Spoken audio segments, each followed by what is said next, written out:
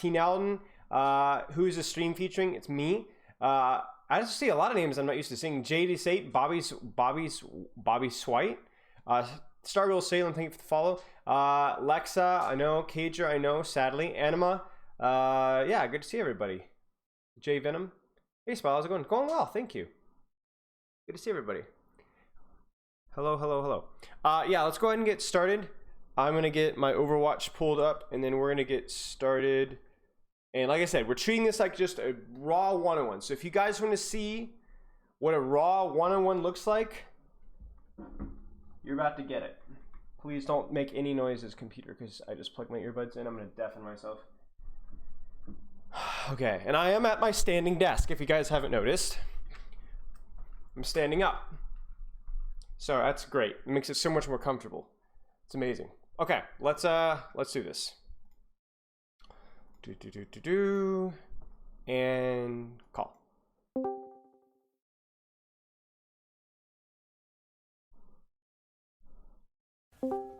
Hello. Hello. How's it going? Love you. Fine, fine. Good, good, good. Do you want to kind of introduce yourself, your rank, your hero, you know, favorite food, anything like that? I play Flick Sport, so mostly Bob, Anna. Okay. We're trying to play Zen as well, Sure. but not Moira, not that much. I wonder why. Okay, cool. I'm actually 3K in ranked, Okay. but with my team we're going to do 3.5K scrims. Oh, nice. So you're stepping up a lot. So from Diamond to Masters and scrims, nice. Yeah. Awesome. Okay. And you, okay, obviously I was like, oh, who do you play here? But I'm looking at this thing and I'm like, okay, Neko in game. So that makes things easy. I'm seeing some BAP. I'm seeing some Ana and a little more BAP. So we get to do a little bit of BAP, a little bit of Ana. Is that right? Yeah. Okay, sick. That's gonna be a scrim game. So Okay, sure. So this is a scrim? you agree? Yeah. It's gonna be a scrim. Oh, so that's awesome. Sure. Adam in charge, thank you for the donation. Calix, thank you for the sub. Sorry for interrupting you. Thank you guys so much. It's super generous. You got to see that fun, fun little gif. So that's perfect. We get to actually watch a scrim, guys. So this will be even better. So you are 3K. You're looking to get better at your BAP, your Ana, all those kind of things. Let me actually update my little VOD thingy here. Rank is, we'll put Diamond, but it's not working, sad. So I'm just gonna have to BAP Ana. Oh, and thank you for the sub. Appreciate it. Okay, so before we actually get started, like, what are you looking to get out of this review? Like, what do you want to learn? What are you looking to get out of this review? Mostly positionment and cooldown usage. Okay. Okay. So positioning, cooldown usage, awesome. Yeah, and I think that's it. Sure. I mean, you're the coach, so. Right, right. No, I definitely have to bring something to the table here. But I think, like, going into this, I kind of want to know, like, what you're exactly. So you are looking at your positioning, what you're looking at your cooldown usage, and we can definitely look at that as well.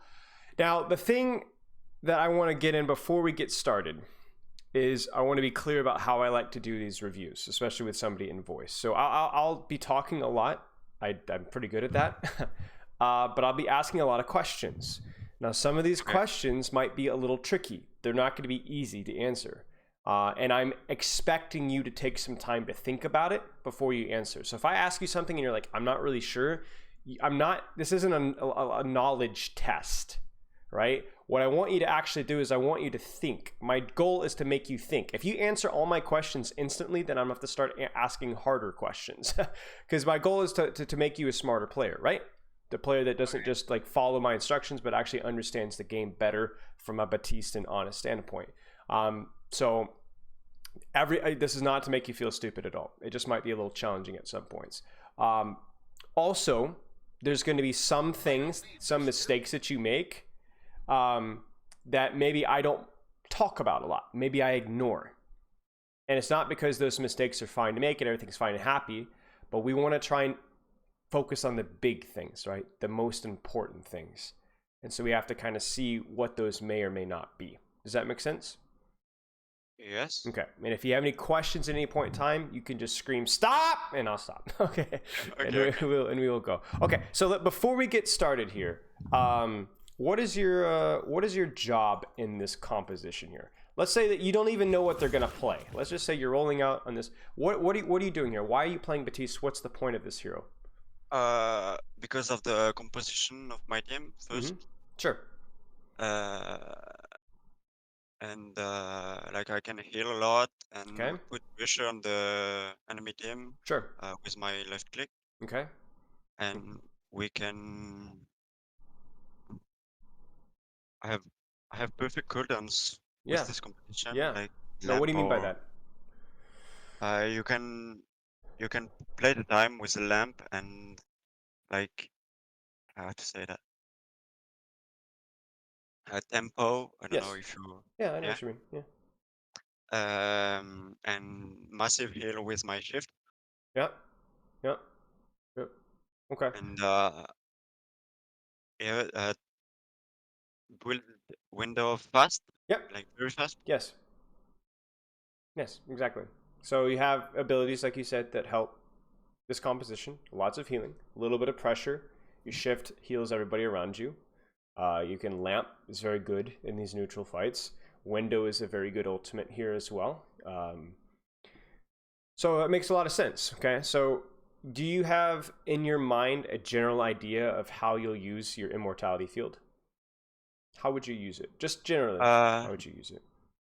to counter powerful cooldowns like ults or even flashbang or freeze Okay. of my rain. Okay. And Sure. What? I don't know if that's right, but sometimes I just go to 1v1 someone Uh-huh. which is alone and I lump myself to not die. Sure. Okay. I mean, if you win the duel and you win the fight as a result, sure. I Yeah. think it's fine. What about your shift? Um, not too early and not too late. Like What does that mean? When do you do it? um,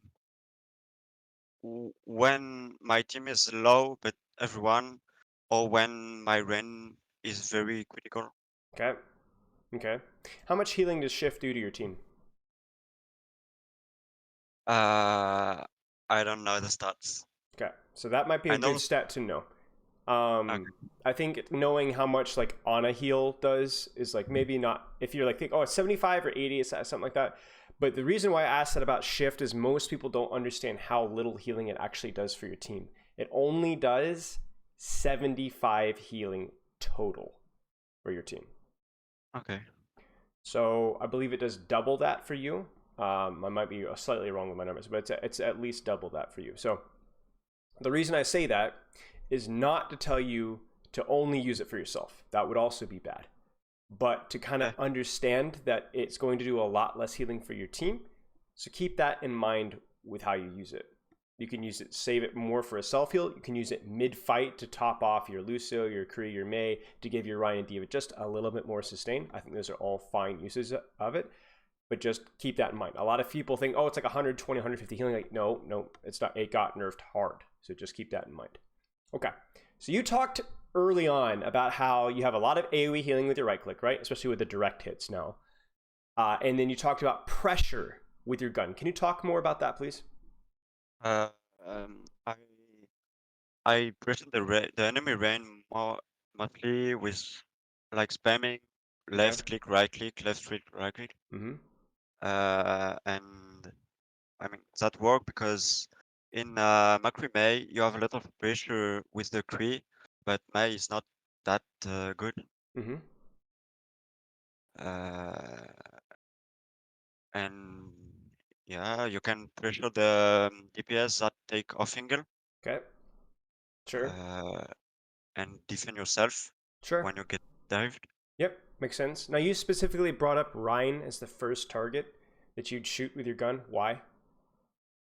Because the fastest the rain shield goes down, uh, the more advantage you're gonna get in the fight. Okay. Now, wouldn't it be more valuable to shoot like a Kree or a BAP or a Diva instead of Ryan? Like a Ryan shield? Uh, I don't think so. Why not? I mean, that depends of the state of the fight. If you're in early fight, middle fight, or ending fight. Yeah, that's true. That's true. I think one thing that I agree with you on is the reason why I think Rein Shield is important to shoot early on is just the simple fact that it's easy, and it's constant pressure. If you're trying to be shooting the McCree behind the Rein Shield, or and he's positioned very safely, and then heal your Rein at the same time, that can be a little awkward, as I'm sure you know. So if it's sometimes just shooting the Rein Shield and healing your Rein, shooting a Rein Shield, healing your Rein. That's the easiest thing that you can do. And like you said, very importantly, depending on how the fight goes or mid-fight, you see other opportunities, you can take them. Do you agree? Yep. Okay. So last thing I want to talk to you about, two things. How do you use your ultimate? Big space first thing, Okay. and to maybe get a pick. An example: if I see a Zarya with no bubble, I'm gonna solo window her to kill her fast, Sure. especially if she's charged. Okay. Sounds good. How about your positioning? How do you position as BAP? Mostly behind the rain to be safe, but if I have safe high ground, I go on. Okay. Okay. Do you think about cover at all? Yeah, more with Ana, but yeah, Why more with Ana? because you're more susceptible to death, I think. Sure. Okay. That makes sense. Okay, so we've kind of established a little bit of a baseline with a lot of these abilities, right? I think just about everything except maybe your exo boots, but I want to kind of limit our focus for right now. So you've talked about your ult, your positioning, your shift, your lamp, even your weapon, correct? Yeah. So now what we do is we go into this and there's an expectation of how you should play. Not because I told you what to do, but because you told me what was the right thing to do, correct? And I agree with you.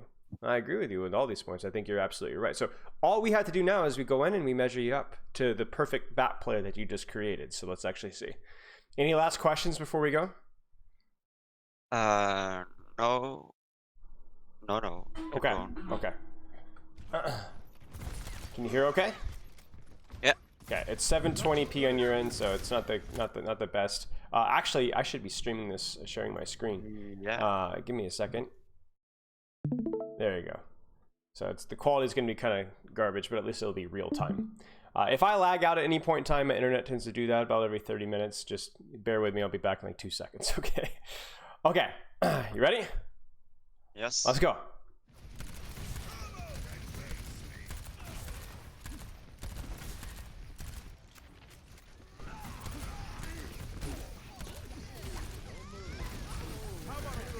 Now, what do you think about this shift? Go back just a wee bit. I think I did it to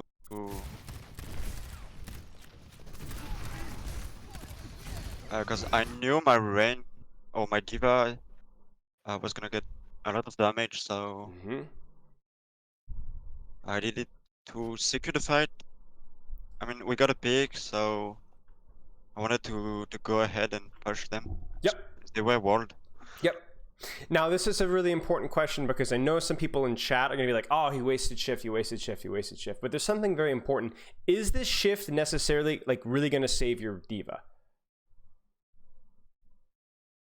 Maybe not. Maybe not. But who else is this shift hitting right now or should be hitting? Loot your Rain. Who else? Maybe Mei. Maybe Mei as well.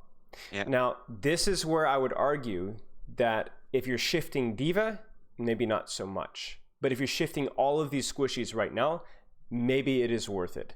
Because what's happening right now in the team fight? What's happening? Both things are walled. They wasted Lamp and Amp of Lucio. So we have advantage. And BAP can't heal Rain right now. Right. There's a big ugly brawl happening right now, right? Yeah. And a 5-second heal over time, basically Inspire, in terms of the amount of healing it does from Brig. On your Mei, on your Lucio, you like if you hit your Kree, but your D.Va and your Rein, that will be useful. That will be useful. Would you agree? Yeah, I do that a lot, to be honest. Sure, but you have to make sure that's what's happening. What has to be happening between the two teams? We destroy the lamp and push the Rain, I think. Maybe that can force him to drop. Okay. Now, what about your shift usage, though? Because that was my initial question. Like, when you use a shift mid-fight like this one worked. Why? This one was good. Why? Why was this one good? Because what was happening? Don't overthink this. It's very simple. Okay.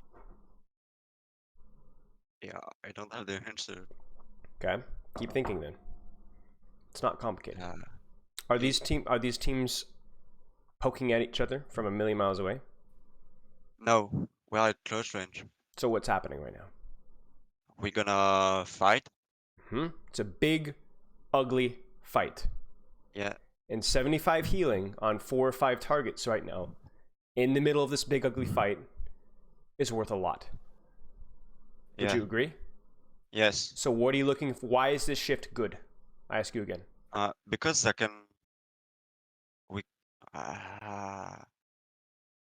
it's good because we have the advantage of healing compared to the enemy team. Is your Mei gonna get value out of that 75 healing right now? Looking at where she's positioned, is she playing very aggressively right now where she's positioned? No. Yeah. Yeah, kind of. She's in front of her Rain. Yeah, she's very pushed up. Look at your Kree. Do you think your Kree could use the 75 healing right now? Yes. What about your Lucio? More than the others. Yeah. What about you? Do you think you're kind of in a scary spot right now? Yes. Kind of. Yeah. You don't have great cover, do you? So the point is this: you can shift mid-fight, early fight, even if you're basically full HP. But you only do it when there's something very aggressive and messy happening. You see that? Yes. You see this right here? This is a situation where you probably can anticipate your Mei, your Kree, your D.Va, your Lucio, and your Rein. Everybody's going to be taking a lot of damage because you guys are in the middle of this team fight. So if you shift now, you keep everybody healthy. Now, it's not a lot of healing. We talked about that. But I think this is a good shift. Does that all that make sense? That's exactly what I have in mind when I do that. Excellent. Excellent. So you have the right idea then. Now, would like for you, even though obviously the priority is breaking that lamp, but especially because you know your team is not full HP right now, what should you be trying to do while you're doing this lamp break? Right click. There's a little too much left click here, and that's not a very hard target to shoot. Would you agree? Yeah, that's my Rain. Yep. So you're tunneling your Rein, your D.Va, and your Mei are not going to be full HP because they missed probably, what was it, 2 right clicks you probably could have landed on them. So that's not great. Uh-oh. Now what causes this? What causes this? Because I'm not gonna flame you for lamping, okay? But why did you lamp? What puts you guys in a bad position? Because I thought we will continue to push and take the cover of the wall just next to me. But my Rain went backwards, so Yep. I was.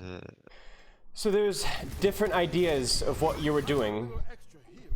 That, but also, why is your Rein critical? Because I missed my 2 shots. Yes. While breaking the lamp. Yes. So you could have landed at least 2 healing shots on this Rein, on this Mei, on this D.Va. That would have meant that maybe you didn't feel the need to use lamp at all. Correct? Yes. So there's 2 problems here. The first problem is that you didn't use your healing. You've tunneled on your shots when your team needed healing. And the second problem is the problem that you said, which is you wanted your team to push up with the lamp and take advantage of that. Now, whose fault is that? Mine. Yes. Why is it your fault? Because I didn't play correct. Okay. What could you could have done do? better. What could you do? Now, I'm not talking about the healing right now. I'm talking about the lamp. What could you do to make sure that your team actually pushes properly around this lamp? Throw it on the wall, Okay. just right next to the wall. Now, you're in a scrimmage here. So what else can you do? This isn't just random ranked. Call it. Yes. Push. I have lamp. Push lamp. Push lamp. Push lamp. Because you have an advantage, don't you? Yeah. So you push. And if you're Rein, if you call that you're Rein, I have lamp, you can push, your Rein will push. Now you don't have to, you shouldn't be calling every push, right? That's kind of like your Rein will call that or your Mei will call that. Yes? Yes. But you have a lamp advantage. You saw that you have lamp advantage. And if your Rein knows that I'm going to get lamped, I trust my BAP, easily push up here. Even though you miss the heal shots, it doesn't matter. You will be fine. Does that make sense? Yes. Okay. And like I said, because this is not ranked, this is a scrimmage. Your Rein will listen, your Rein will trust you. It's the same thing as saying, Monkey, I have nano, right? Yes. So you missed 2 opportunities here, and this feels pretty bad. Glad to see you back in action. Collegiate season just started. I'm getting a sub. Give me a second. Introducing them to your Overwatch solved concept. Thank you, Grandmaster96. Thank you for the sub. I appreciate it. Okay. Does all this make sense so far, Neko? Yes. Okay. I mean, we're in a bad spot now. Yes, you're in a very bad spot. Okay. By the way, let me ask you another question, just so we can be very clear here. Right now, should you be flicking your crosshair from here to here? Heal, damage, or is it okay to just heal right now? What do you think? Is it okay to... I think is it okay to just heal? Why? Because I have mates in critical. Mm-hmm. So it's very important you land these shots. Yeah. Yeah. Why else would it? Why else is it okay? Is this easy damage for you to do? An easy flick? No, not really. Not really. It's not. It's fairly easy, but it's a little awkward. So anytime that you have to do a hard flick with your crosshair to land damage and heal, especially when somebody's critical, like you said, it's okay to not do damage for a little bit. Do you agree? Yeah, I agree. Okay. Now, what should you try and not use right now? What should you try and not use if you can? Shift. Shift. Yeah, you should try it. Why? Because What's not happening right now? the big fight. So I have time to heal them without my shift. Right. You should. You should. Now, I'm gonna be sad if your Rein's shield breaks and the Mei gets a headshot and you're like, oh no, that might happen. That's unlucky. But you shouldn't have to shift right now. You should be able to just heal and then save shift in just a second when you guys fight again. Yeah. Okay, so let's see. No, I don't like what your Mei is doing right now, but that's okay. So again, this shift here, why are you shifting here? What are you anticipating to happen? I'm not saying it. What do you expect to happen? To be honest, I just took damage, so I should. Oh no.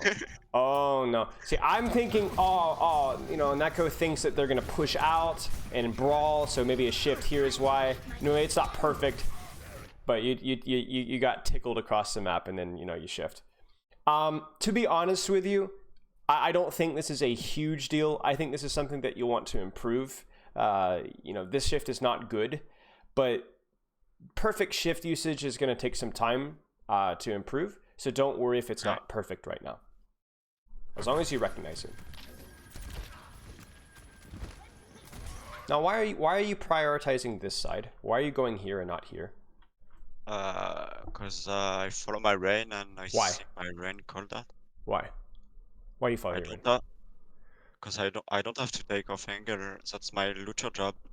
Okay. Not mine. Sure.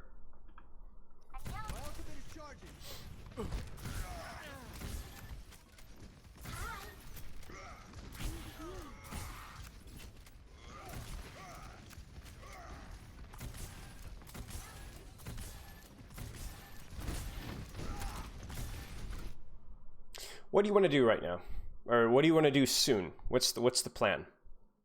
Window them Okay. once I go on the choke behind me. Yep. So right here, you want a window in this location here? Yeah. Okay. Why do you want a window there? And why do you not want a window here? Or why do you not want a window here? Because if I window left side, Mhm. they can just rotate right side. Okay. And what was the other place? I mean, anywhere on the point, anywhere else, maybe back a point or in the mini. Why would you not like? Why here? Because this is a choke first, and if I window here, they can't get to point. Okay. And we have all the space on point. Sure. Now, what do you want if you had the perfect window to kill the entire enemy team with just window? What would you want to have? Like, what setup would you like? Would you like short sight lines, long sight lines, high ground, cover? What would you want? Short sight lines, or I mean, In in other this words, map, yeah. do you want a long distance between you and the enemy team with your window, or do you want short distance? Like, what do you want? Not long because they can hide, Okay. So you want them to be reasonably close. but not too close because they just can move forward and pass the window.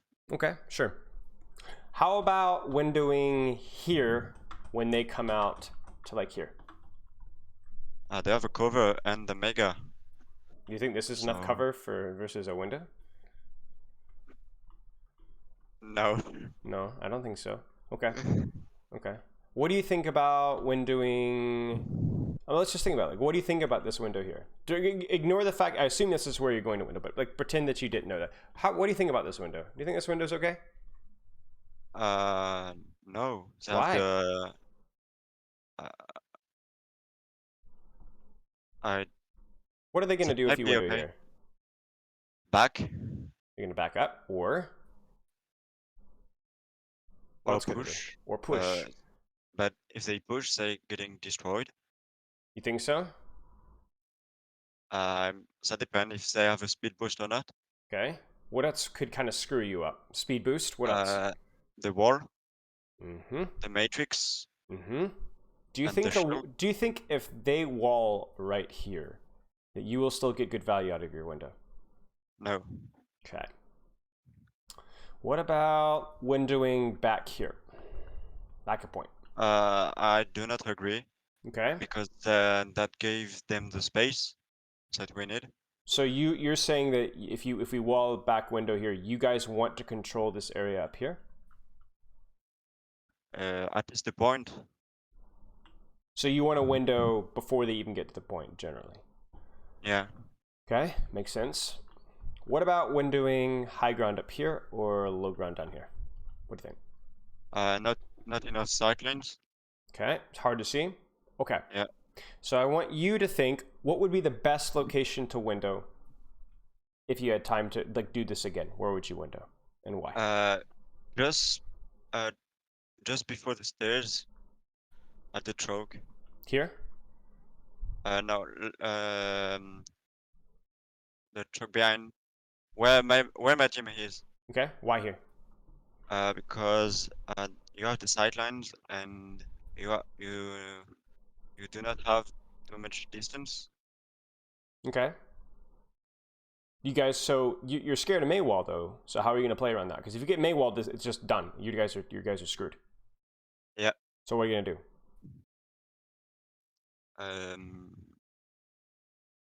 I don't know, honestly. Okay. Because this is the problem. The way you're describing this ultimate use is completely shut down if all they do is press one Maywall, and then you get nothing out of this. Now, obviously, window in general can get shut down by Maywall, really no matter where you place it. But you're placing it in a location where not only does it shut down the window, but this Maywall right here is also really good at splitting your team. So you're letting them get just a beautiful, perfect Maywall, and you're all stacked right here. So Yes. you're saying that that's what you want to do with the sight lines, and they don't have a lot of cover, and you think you can make it work, but you're not giving me any reason how you're going to make it work. So if you want to try some, if you think this is good, that's fine. But you need to convince me with an argument, because your argument here, there is no argument. You've said that you don't know how you're going to make it work. Okay, well then I don't know how you're going to make it work either. So I want to play this fight out a little bit. Like, how are you going to make that work there? I mean, they even beat you to the punch, didn't they? They were windowing faster. Yeah. So is the mistake there that you guys should have just windowed faster? I don't know. I mean, they took the space with it. Okay. I think that's a good window for them, but not for us. Okay. Okay. Uh, So I'm not gonna like harp on this one any longer. I'm not gonna stay in it any longer. But I want you to think about this. I want you to think about this even after this review is over. I want you to think about this window more. Even if you want to brainstorm some ideas in this map and send me some screenshots and DMs afterwards to think about like different places or ways that you can make that window work, or maybe there's a different location you thought of. But I can tell you right now that that game plan to window there in that location, it doesn't work. It doesn't work, and it doesn't, at least not consistently. And I don't care what rank you are. This is not going to work consistently. So you need to come up with a better idea than this, especially because this is your ultimate. It's your ultimate, your responsibility to set it up. And if you're not getting good value out of your ultimates, or you're picking locations that are not good, then that's your responsibility. Does that make sense? yes. So you need to find a better spot, or you need to find a way to make that window work. Okay.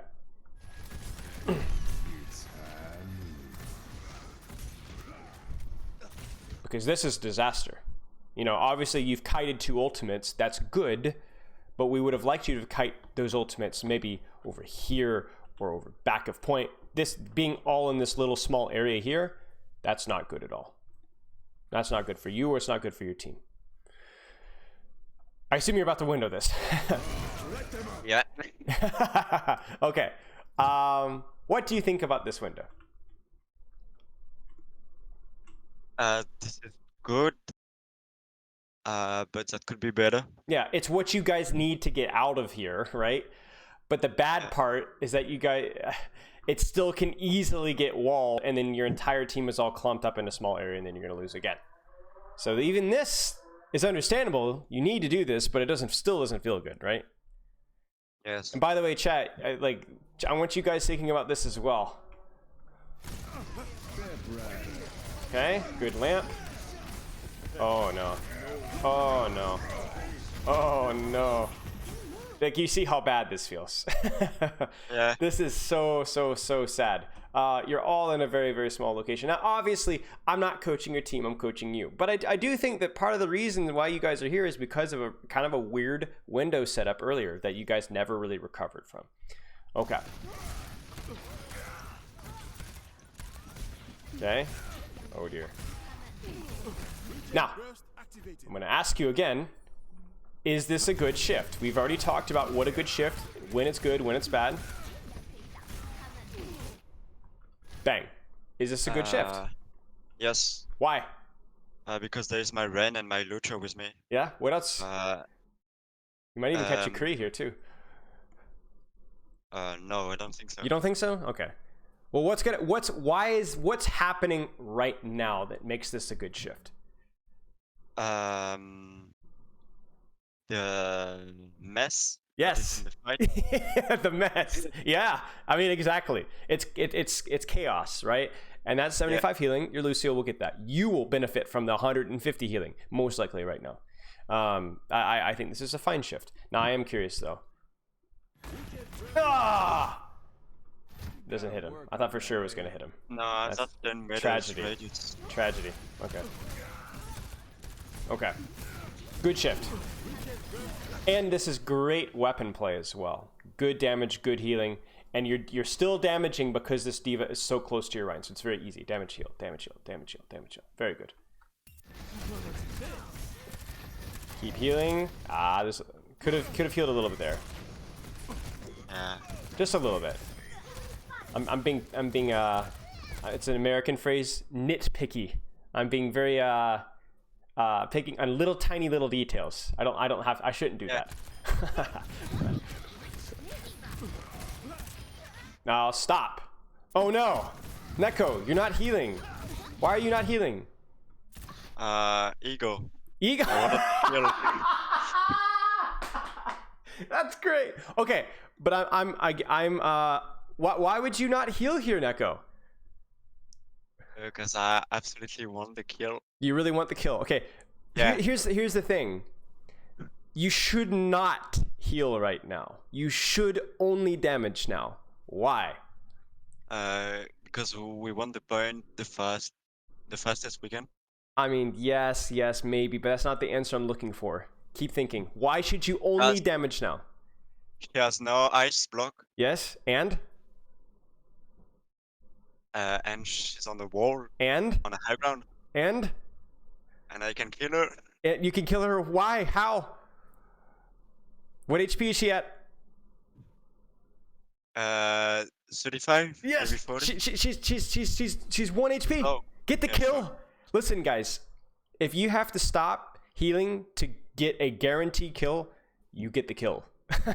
Like what you were talking about with a lamp earlier, right? You don't even have to lamp this. You could just have to stop healing for 1 second and you get the kill. It is worth. You see what I'm saying? Yeah. So this is good. If you can guarantee a kill, then don't heal, man. Same thing as Ana, you know? Like if you stop healing your Rein for 1 second, but you get that guaranteed kill, it's worth it. Because the problem is if you start doing damage and healing right now, what's the danger? What's the risk? If you Yeah, the Lucio is back. yeah. I mean, and I think my Macri is focused on Yep. another target. Yep. So, we maybe not get the kill. You might they not. May get ice block Yeah, back. yeah. And the contest and Exactly. and maybe lose the fight. The simple answer is you just might miss more shots because you're focusing on healing and damage. Right? It happens. Yeah. You can't. Nobody's perfect. You're not a robot. You're not going to be like heal, damage, heal, damage, heal, damage. Whenever you do focus on healing or focus on damage, you're going to do that one better. So right now, it's like your team is most like nobody's critical, everybody's fine, and this Mei is 1 HP. Get the kill, which is exactly what you do. Although you do, out of habit, throw a heal. Like, that's a good trust see. Whenever I play BAP, I am a terrible BAP. I do this all the time. I start healing the enemy out of habit. You know, just like you're so used to doing left, right, left, right, left, right. You start left righting on the enemy. But whatever. Okay, that's okay. The reflex. Oh no. Okay, this one isn't a terrible shift. I'm not gonna pick on you, but probably didn't need it. But you're probably fine. Okay.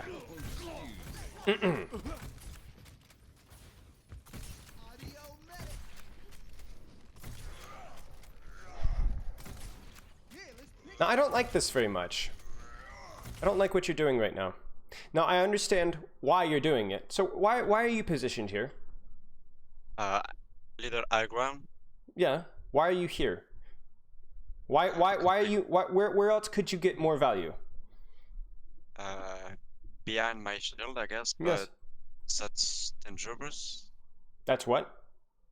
Dangerous because Okay. if my Rain just get off shield, Uh-huh. I take like a headshot from Kree and from Mei. I can die fast. Okay. That's true.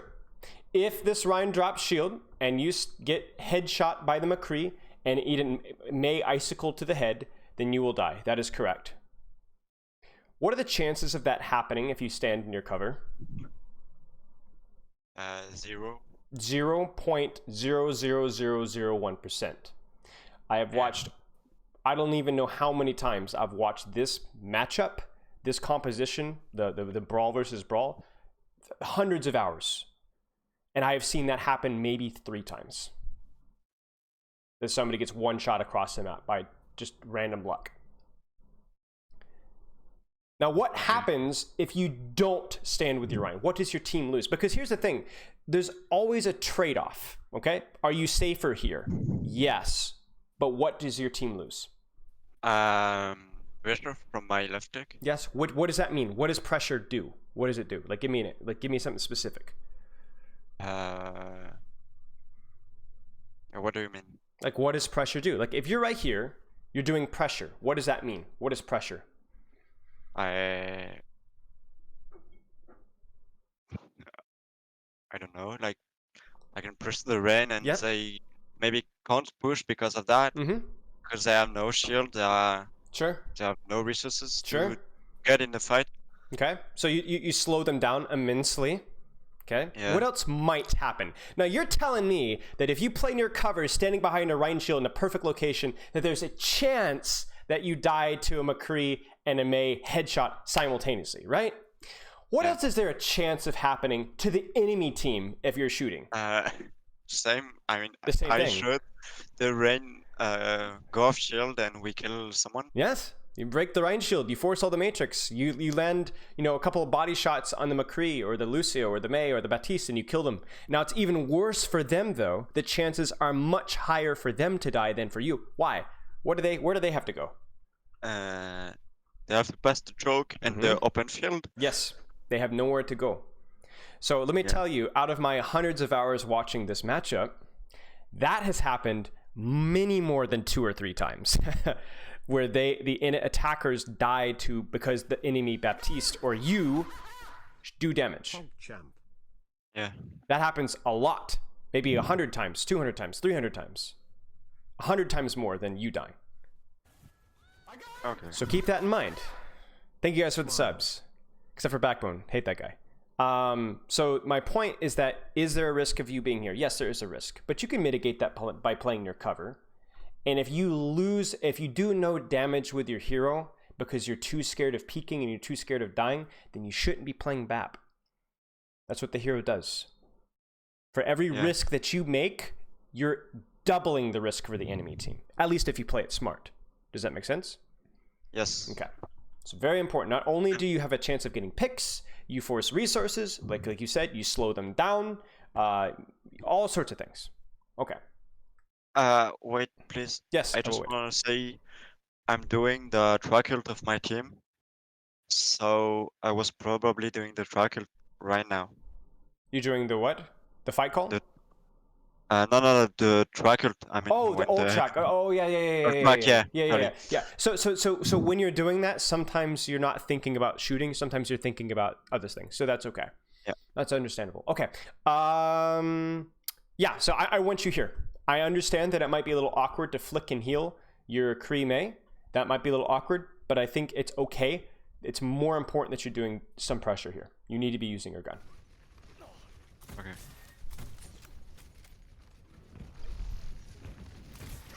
Tragedy. Oh no. Oh no. It happened. You knew it. You knew it all along. Let's actually see what happens here.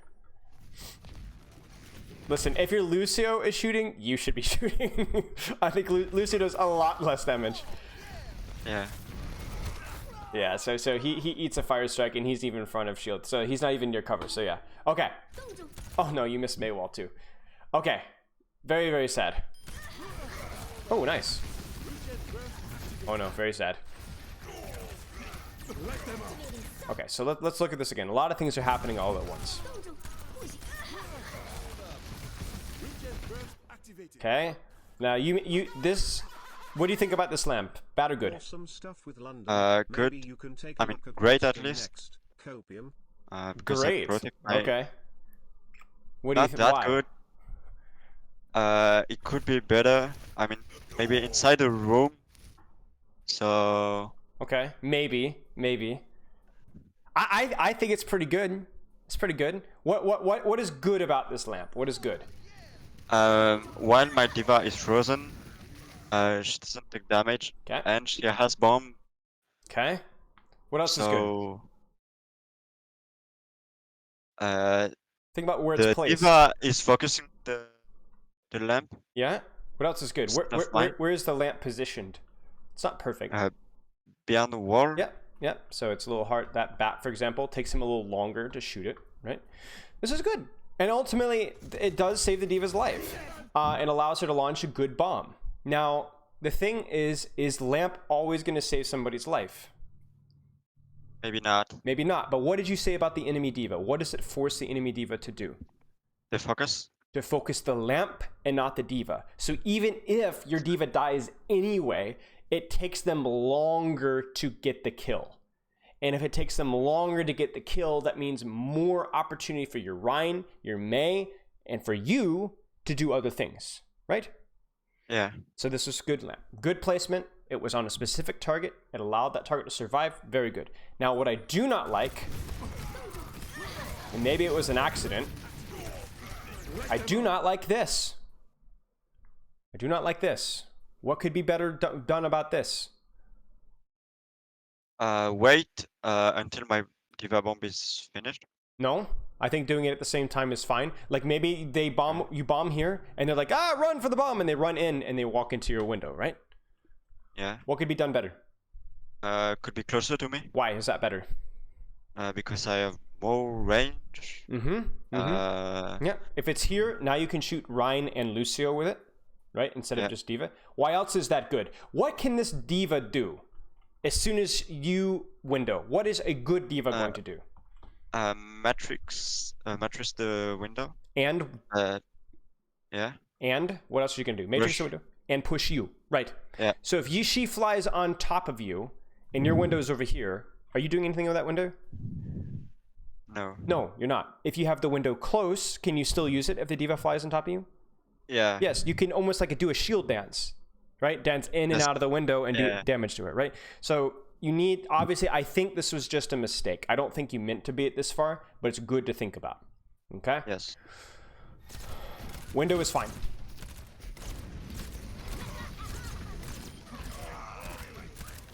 Now I notice you're not doing any healing right now. No. Why? Because I have no one to heal. Okay. That's a pretty good answer. Let's say that your Mei had taken a little bit of damage. Right? Yeah, has ice block. Okay. Maybe. Okay. Why else would you prioritize damage right now and not heal as much? Because Rain has almost broken shield. And you are using what right now? Can you repeat, please? And what are you using right now? Like what ultimate? Damage. Mm-hmm. Increased damage. Yes. So it's why just healing? Yeah, exactly. Like this is a situation where it would be very hard to heal. You probably don't need to heal. And you have double damage. Please use that. Now, I'm not saying when you window, you never heal. You saw a lot of the times when you window, you heal. You get double healing too. But sometimes this is like the Mei situation earlier. Remember the Mei where we're like, I think you can get the kill with this, so maybe don't worry about healing. Yeah. Same kind of thing right now. You were going to say something? Yeah, in setup fight, when we window early, we're trying to window my Rain, land, and Fire Strike, and then push further the window so I can double heal him. Sure. Heal him. That's a great play. That's a great play. And look what happens. Huge. Yeah. Huge. Your Rein gets back in. Great value.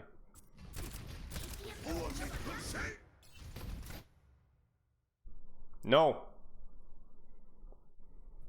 Yes. No. Why is this a mistake? To heal? Yes. Because someone is shadow. Yes, somebody's shattered behind a window. You land 2 body shots, they're dead. Yeah. Oh no. Oh no. Disaster. He survives. Yeah.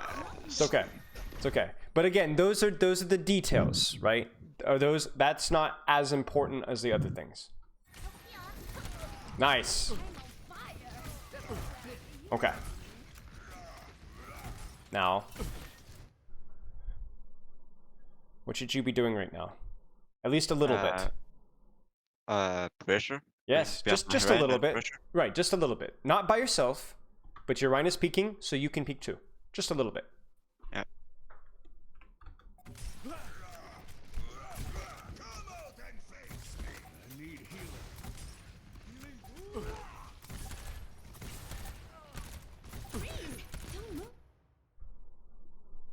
Now, this is my problem, okay, with how you guys are taking fights. I think it's okay for right now, but you need to be very careful about your positioning here. What's the problem with your positioning here? I'm exposed. To the right side flanks. Yes. Yes. Where's your cover? Nowhere. Nowhere. Mm-hmm. Mm-hmm. I don't know. So you need to start thinking, if we're going to take fights here, then where do I Yeah. want to be? Maybe on the top. Maybe. Where else? Or beyond my range. Do you think this is going to be good cover? No. No. Inside. Yes. On low ground. Yes. Yes. Much better. I probably think, I think this is probably a slightly better location. I'm a little concerned about McCree from here. But I think either one of these is better. I don't think these are good positions, but you don't have any other option, do you? Yeah. So if you guys choose to fight here, you need to find a spot. So this is not good. This is not acceptable. Welp. It's a good time to bring up positioning, isn't it? Yeah. Because look at what happens immediately as we bring it up. If you had been, if you had been inside, safe. If you had been top, whoops, I cannot use my buttons. There you go. Safe. Correct? Yes. It's not unlucky. It's stupid. Yeah. If you guys lose this fight, you know why. That's Yeah. my fault. Yeah, it's your fault. Okay, huge. You guys managed to clutch it out. So now we've gone pretty slow here. We've gone pretty slow. So how are you feeling energy wise? Is this Yeah, I like it. you feel okay? Okay, because this Yeah, is generally yeah. a little longer. Because like obviously this being our first review, there's a lot to talk about. I think the things that I'm interested in looking at. Well, actually, you tell me. What are things standing out to you right now that are look to be important or that I need to get better at? Positionment. Okay. At the beginning of the fight. Okay. What in regards to like thinking about where you need to be or what? Can you explain that a little bit more? Yeah. That's a lot. Okay. Okay. What else? And maybe heal a bit more. Maybe. Uh, Well, actually, and this is why I'm asking you. I'm not asking you because I think you're gonna have a great read on it necessarily, but you know your play better than I do. I've watched one round of one scrim ever, right?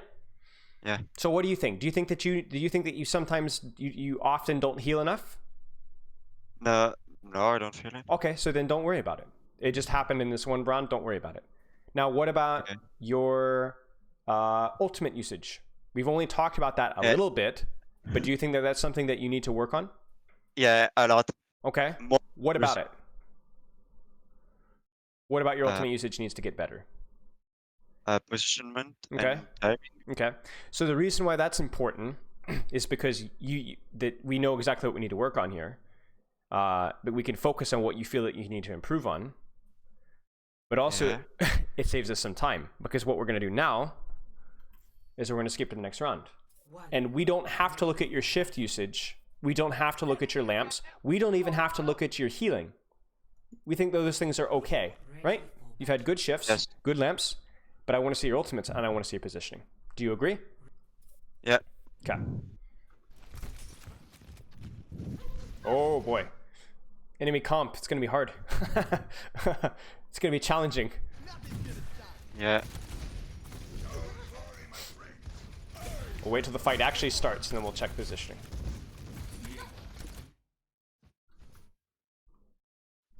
Now, is this a good position for you to be?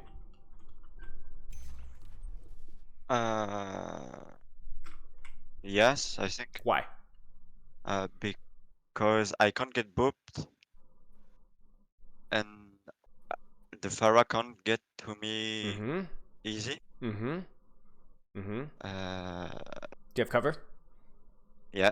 Okay. Now, I will say this. Pharah is a weird hero. Sometimes she is one of the few heroes that almost makes you want to play out in the open rather than in a small room. So this might be a little rough because it's easier for her to land rockets in here.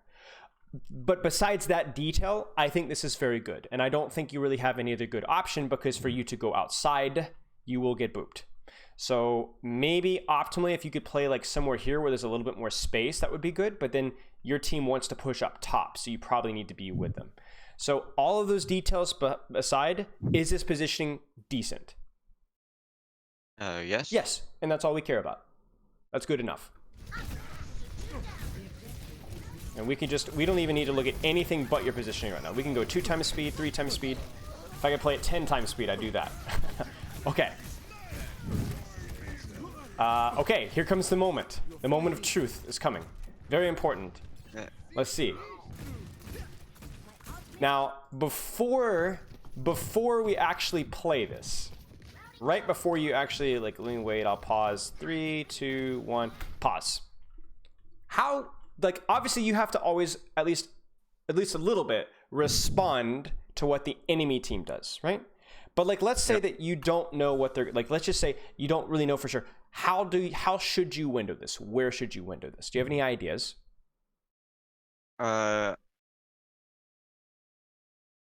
Maybe. They have to think about their comp, don't you? Yeah, I want like solo window the Pharah right now. Okay. You want to solo into the Pharah? If she exposes herself. Yeah. And the basement. Okay. I would put here right on my right. Right here? Or down here? Yeah. No, not down. Okay, up here? Yeah. Okay, that sounds good. Sounds okay to me. What are the other spots might be good? On the little space inside right. In here? Yeah. Yeah, I like this window. This is good too. Got good sight lines. Good.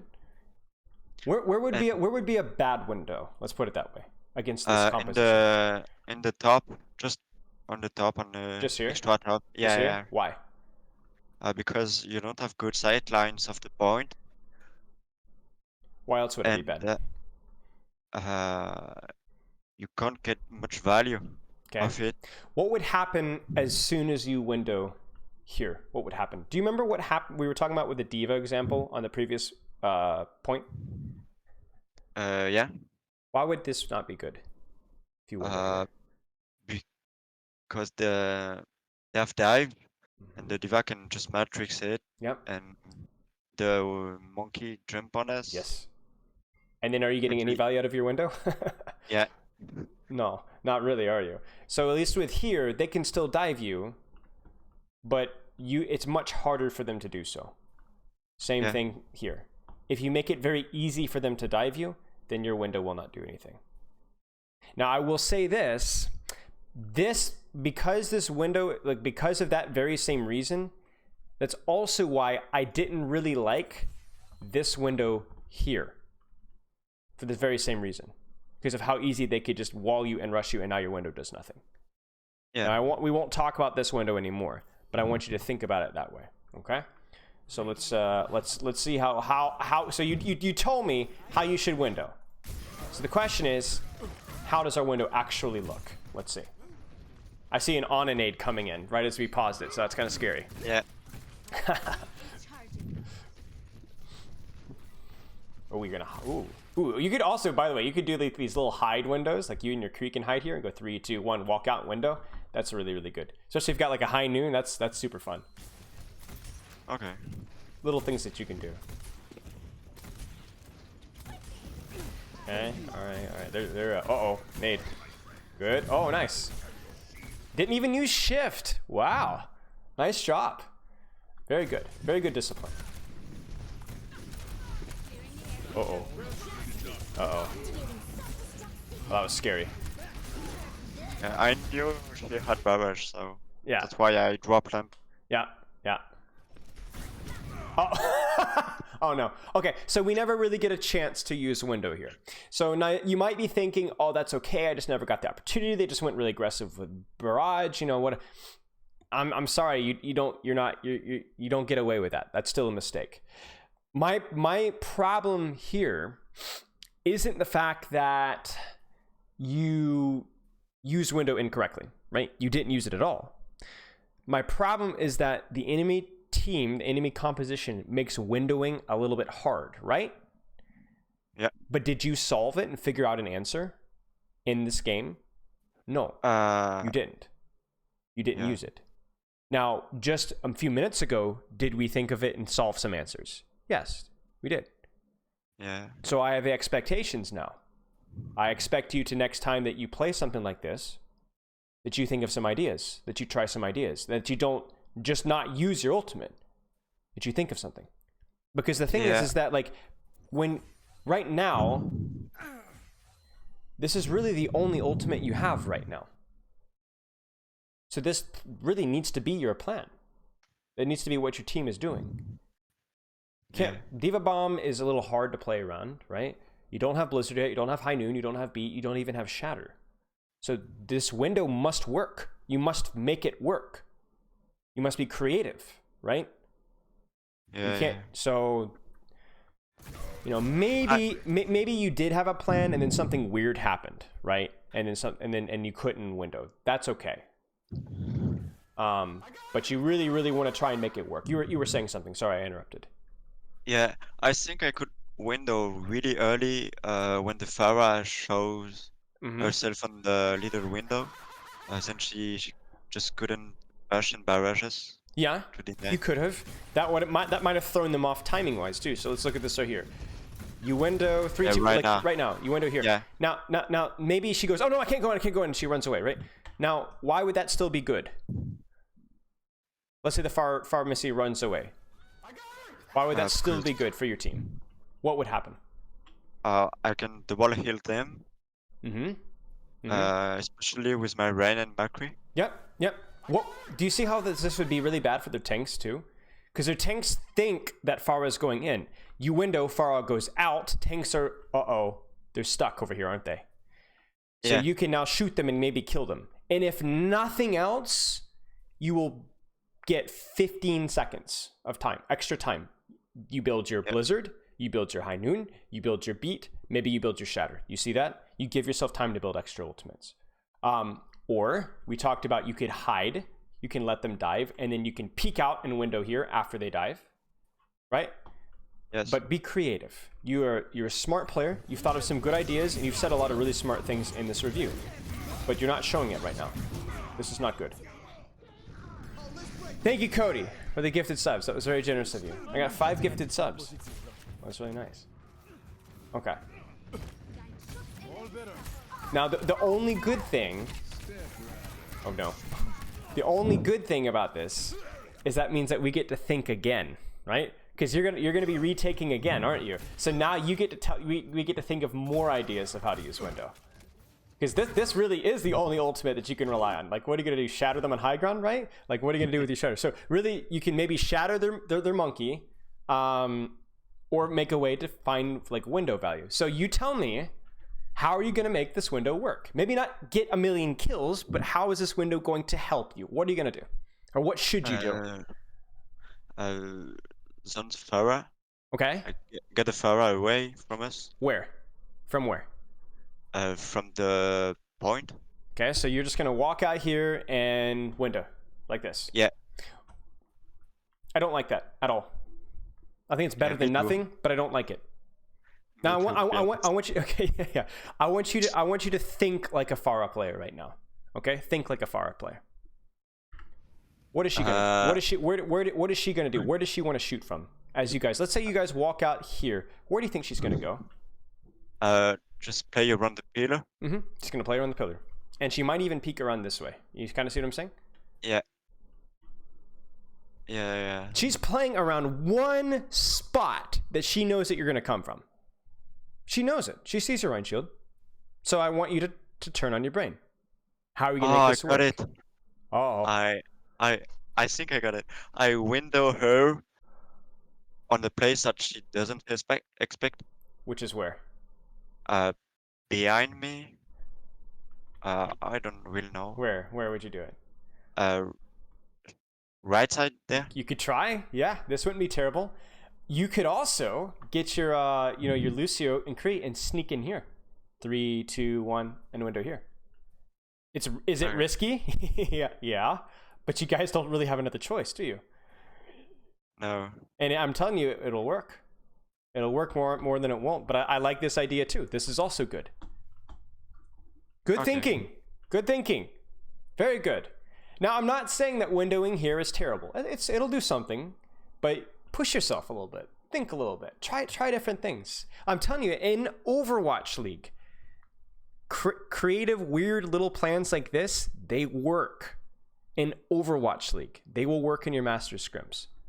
And if nothing else, it will force you to actually think and solve. If you go here and you die instantly when you window, you should think, why did I die? Is this just bad? Was our timing good? Did we give ourselves away? Was our Rhine too far up? Right? You should start to think about that. All right. Does that make sense? Yep. All right, let's enjoy and see what happens here. Oh, this feels so scary. But yeah, you can see just walking into where the one spot that they know you're going to be is not very good. You're going to die now. You should die. Yeah, you die. Okay. Now, remember, we're not just talking about your window usage though, right? So like, let's say that you did want to go with your team here, okay? Where should you be? Is this a good position here? Inside. Yes. No, Instantly, right? You're going to walk with your team and then you're going to instantly go inside. Exactly. Brilliant. So you don't need me to tell you these things anymore, do you? You know the answers yourself. I think I need the question. I think you need the question too. I'm glad I get to be here. But my point is that you're very smart. You know your heroes. You know the game. So go start thinking. Start thinking more about these things. Start critiquing yourself. Try different things. Don't be scared.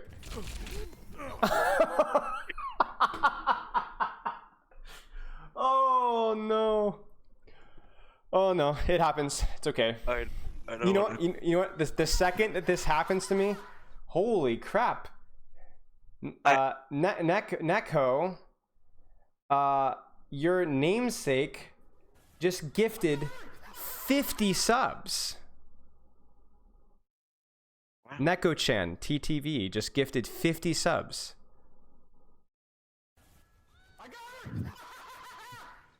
Wow. Yeah. So your bat play is inspiring.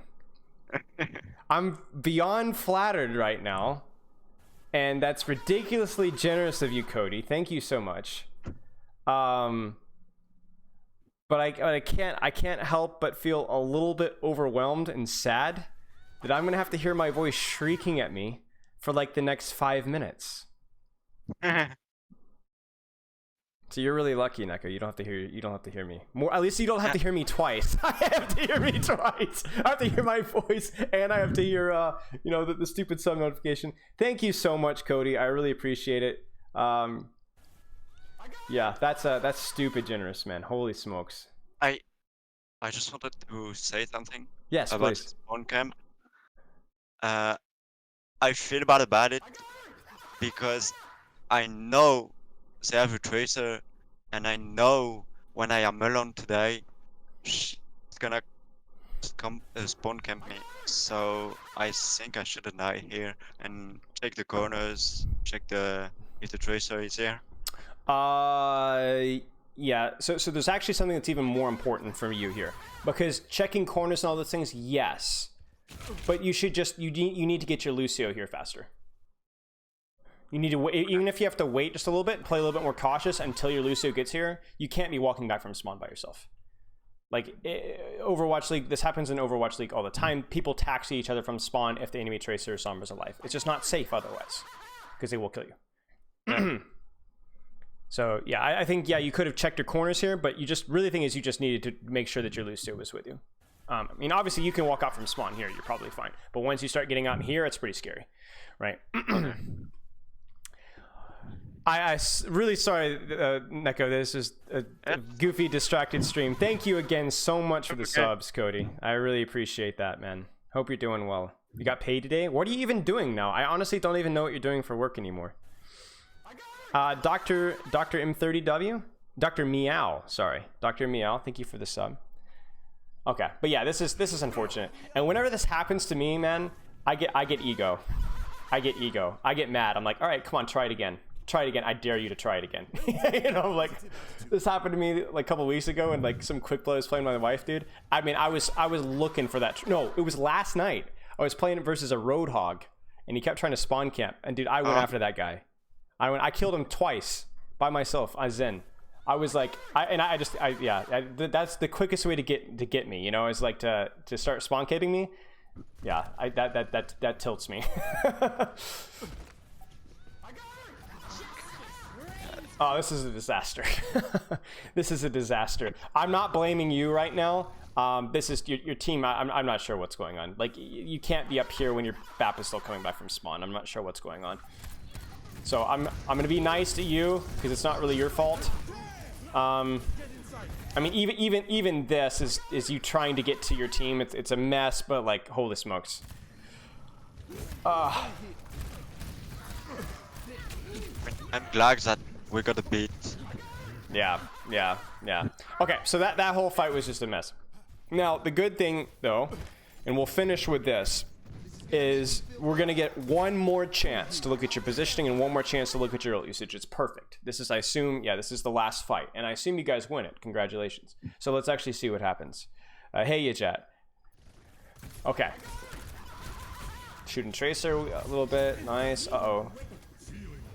You see, this is okay, you're coaching the enemy team. What's the problem here? They are not coordinated. Like the Tracer is going back on the back, while the Ana is landing a nade. Like, can't dive. She can't follow. Yep. Exactly. She's nading when there's no possible follow-up. So yeah, they're gonna nano. They're gonna even nano the monkey and like, let's look at this monkey.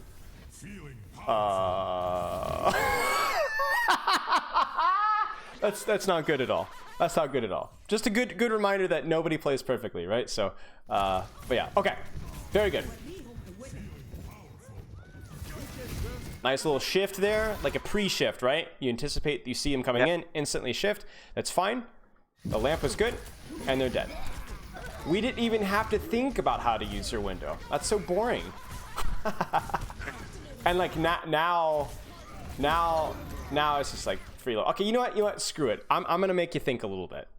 Last thing we're gonna do. Let's say they're not stupid dum-dums, okay? Yeah. And that they're actually gonna be smart. How would you win this team fight? Now, I'm gonna actually make it harder on you, okay? I'm gonna make it even harder. You've ult tracked. Yep. Okay? So you know what they have. Nano boost. So what do you think they're gonna do this fight? I mean, what did they do? I mean, if I anticipate what they're gonna do, I predict that they will wait that we engage first, and nano afterwards, because it's easier for the Ana to land a purple and maybe do something while the fight is already exactly started. So this is really problematic, isn't it? Because that makes your positioning and your window usage a lot harder, right? Yeah. Because what's going to happen when the nano monkey jumps? Does your window get value? No. You get nothing. And it makes your positioning harder too. So solve this team fight. How do you still get value out of window? How do you use the window in some way, shape, or form? I've got some ideas, but I want you to think. I think we can window Einun. Before the nano monkey. Yep. Turn the corner instantly. Window high noon. Okay. Why would you do that? To stop poking from the enemy team and to take space more easily. And that with one ultimate we don't force resources like lamp or wall or anything. Okay. Yeah, so you'll be able to keep your cooldowns. Now, I want you to turn your brain on a little more. What's going to happen as soon as you window high noon if the enemy team is good? What are they going to do? They're going to hide? No. Oh, or? No, they're going to engage us. Yes, they will do in one or the other. Tiny room. Okay, so you know that they're going to hard engage. So how do you play around this?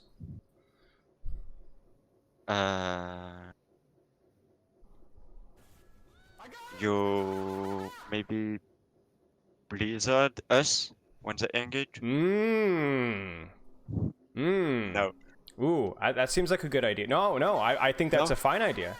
Okay. Yeah, I think it's a smart idea. Okay. Are there any other? So how should you position then? If you're gonna window High Noon and you anticipate them gonna nano engage, how do you position? What do you do? What are you thinking about? Back and not close to my range, Yes. but not too far back because they can just dive me more easily if I. Right. So optimally here, a play could be, watch this. Let's think about like what you solved here. You're gonna walk out, you're gonna window High Noon instantly right here. Yeah. You're either gonna get a kill, or they're gonna back out, or gonna get resources, or they're gonna hard commit. Probably hard commit. You know that, so you're gonna go, all right, nano High Noon now, and then as soon as they jump or window High Noon, you're gonna cancel High Noon and you're gonna back up and bait in here. And either you're going to blizzard them and kill them, or you're gonna force that monkey to chase you all the way inside here. And is that going to feel very good for him? Yeah. No, not at all. Right? Oh no, yeah. Good for you. Yeah, I know what you meant. Yeah. I know what you meant. It's going to be a very good lamp. It's going to be an easy Maywall, and he's dead. I don't care if he has nano or not. Yeah. You see that? Yeah. Now we're getting really, really, really high level stuff, aren't we? But you can do Yes. that, can't you? You can do that. You just did it on the fly right now, by yourself. Yeah. And I'm telling you, that right there is an Overwatch League level play. You ult track, you think about their ultimates, you think about your ultimates, you go, let's do this, but watch out for this, and then you position around it. And does your window High Noon get value directly? No, it doesn't get any kills necessarily. But what does it do? That forces resources from the enemy. It forces the resource. Exactly. It forces them to hard engage on your terms. You know exactly when they're going to nano engage. You make them do it, and then you punish it. Yeah. Brilliant. So this is a lot of stuff. Like, we only really had time to go over your BAP, but like the key thing here, especially with your window usage and with your positioning, which were the two things that you wanted help with, we didn't really need a lot of new information, did you? You had a good idea about how to position, a little bit of distance, being able to damage, having good cover, maybe using high ground, right, with positioning. And then with your ultimate, it was about sight lines, no cover, for the enemy team, if possible, all those kind of things. So you didn't need me to give you, and the only thing maybe I taught you is about like how you can push and do like a split flank push, right? But even then, you came up to that on your own. So all you need to do when it comes to your bat play, with your positioning and with your ultimate usage, and really with anything else, but with those two things, because those are the things that you want to work on, you need to start thinking a lot more about them. You need to go into your scrims, into your ranked, and start thinking about them constantly. You need to finish your scrim, and you need to load up one of the maps, and you need to look at your positioning, and you need to look at your ultimate usage for a couple of maps. 2 or 3 times a week. Take 20 minutes. Okay.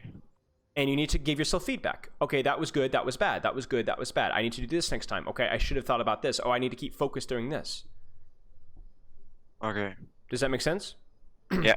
And you can take notes if you want. You don't have to take notes, but you need to start thinking about this, because the goal is to be constantly engaged and focused with every game that you play, with every scrim that you do, with and to be thinking about, where do I need to go here? What would I do this? Now, you're going to be trying things with your windows, and you're going to be trying things with your positioning, and a lot of those things are not going to work.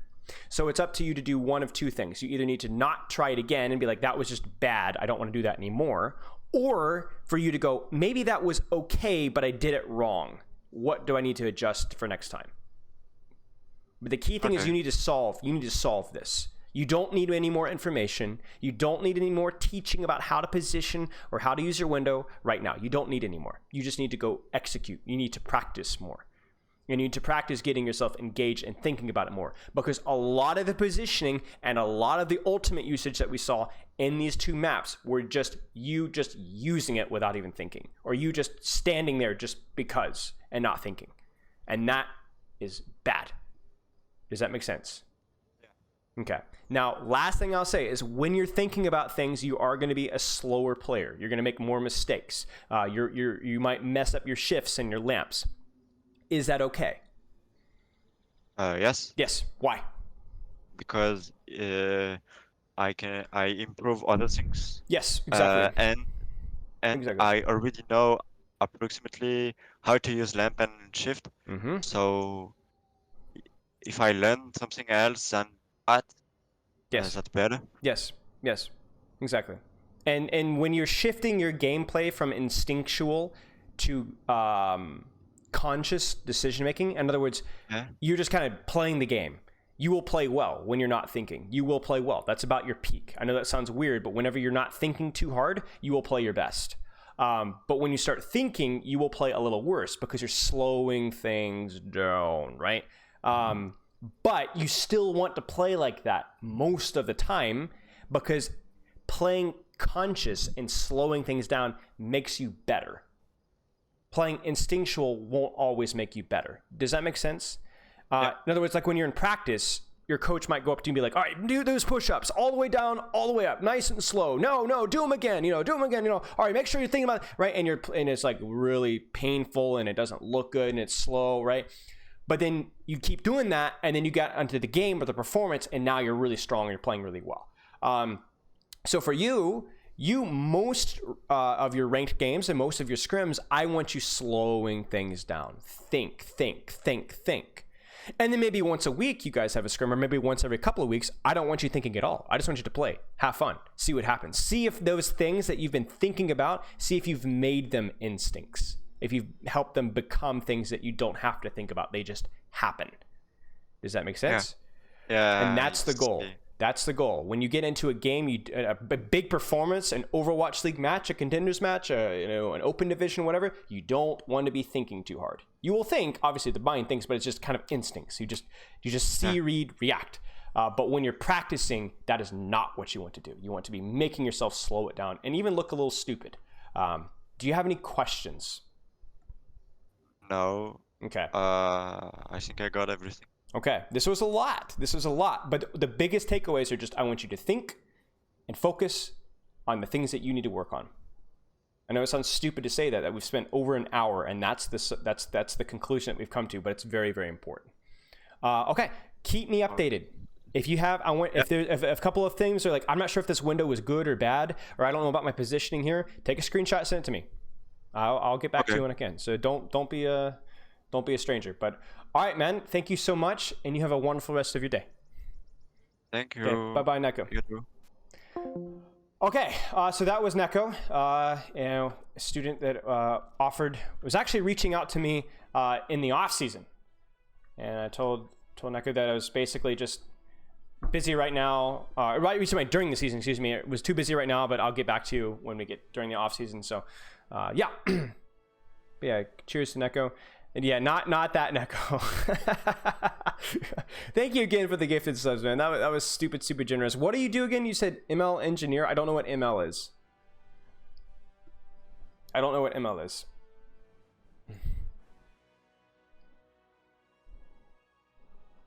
Machine learning. Machine learning. Okay. So for those of you that were curious, that is essentially how I generally run one-on-ones. Obviously, there's a lot of variety depending on the player, especially if I know the player a little better. I'll be able to tailor how I coach a little more to the individual. Like I could tell with Neko that I could be a little tougher on him. Not necessarily flaming and screaming, but like I could be very direct and not really coddly. He didn't get his feelings hurt easily. But some other players might be a little more sensitive. Some players I can be way over the top, and they find that fine. So that's a general way of how I'd approach a one-on-one, especially if I've not worked with a player before. That right there.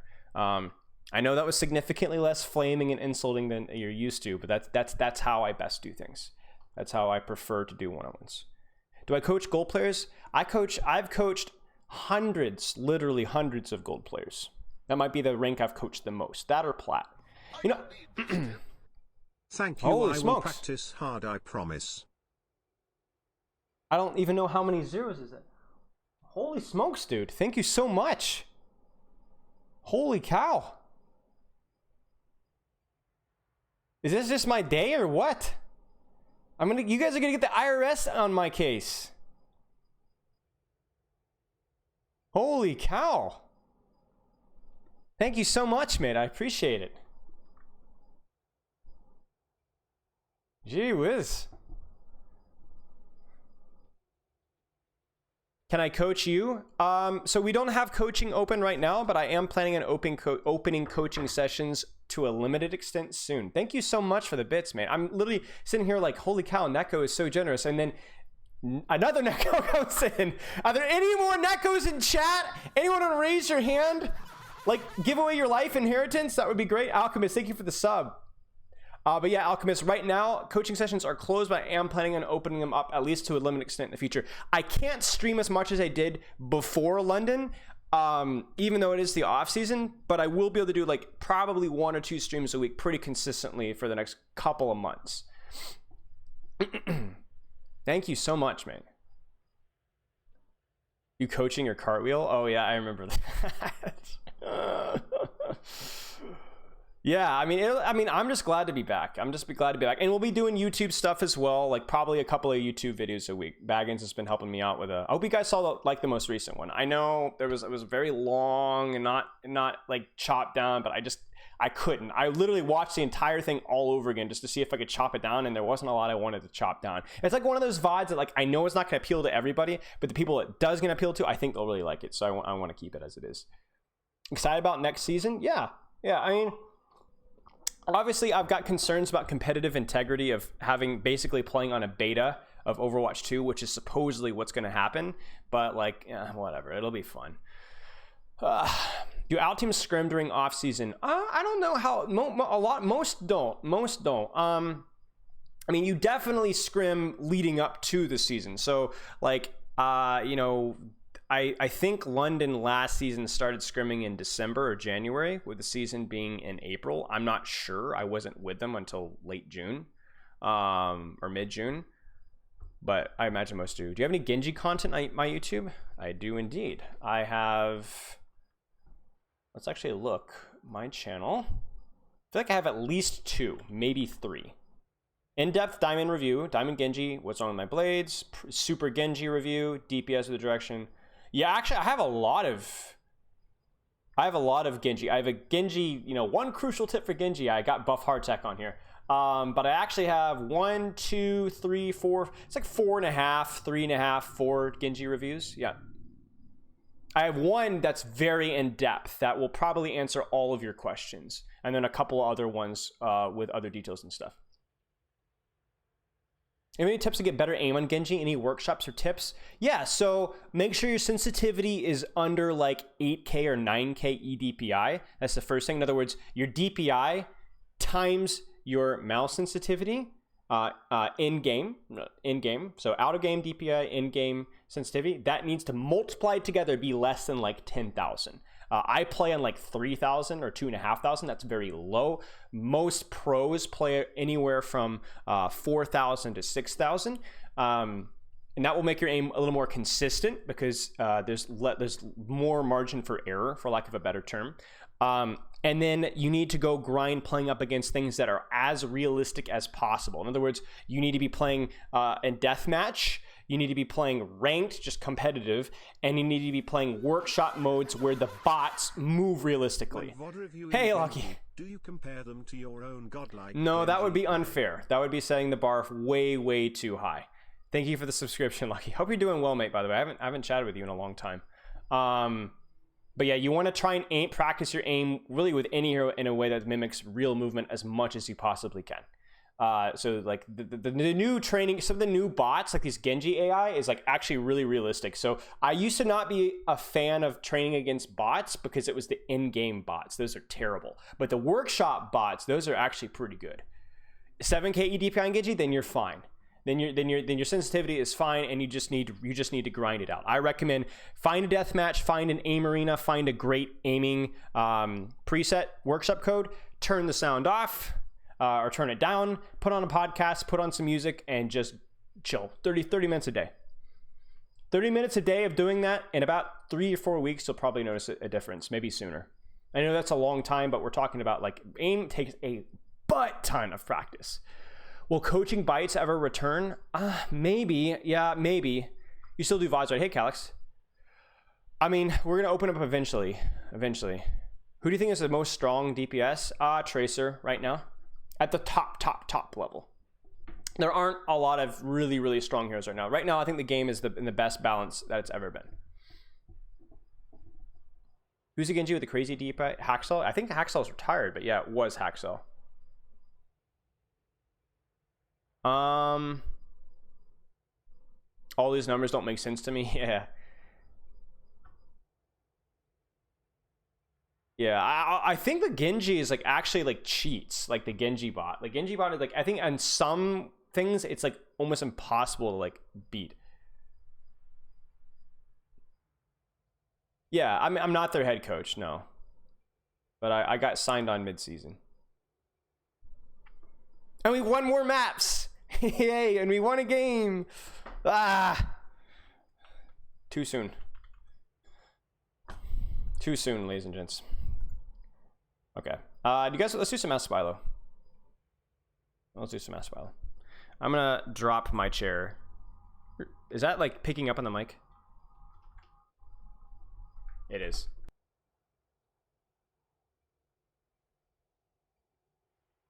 Wait, okay. Because like there's like a really high pitched frequency sometimes when I move it. I hope I'm not like deafening people. Whoops. Will I be watching the OWL playoffs? Maybe. Yeah, maybe. Maybe that would be fun content. Maybe I'll do that. How soon will I be working on next season? Let's put it this way. I started working on next season the day the season ended. In terms of like a ton of stuff. Like I'm the kind of person that I need a break. I absolutely need a break, but I don't like super long breaks. I like instead to be working a little bit every day. I like feeling I'm not doing like 8 hours of work a day at all, but I feel like feeling somewhat productive. Shut up, Lucky. Any guess on the meta for the playoffs? No idea. No idea. I haven't seen many scrims. I've been some contender scrims, but no Overwatch League scrims. What heroes do I need to learn if I'm the only flex DPS in your collegiate team? What average rank is your collegiate team? What stops London from being a top team? I mean, that's too big of a question, and also a question I'm probably not super comfortable answering fully in stream right now. But I can tell you that whatever adjustments that we need to make, we're going to be doing our best to make this. Like generally. I'll answer the question generally once I know what your SR is, generally. So, what heroes do you play right now? If you're the only flex DPS hero on your collegiate team, and I don't want to hear what's every hero that you have over 5 hours on. I mean, what heroes are you really confident, I'm good at these heroes, I can play them? What stops London, the coaching staff? Yeah. Yeah, Baggins made the stream overlay. I didn't even ask for it. The son of a gun just did it.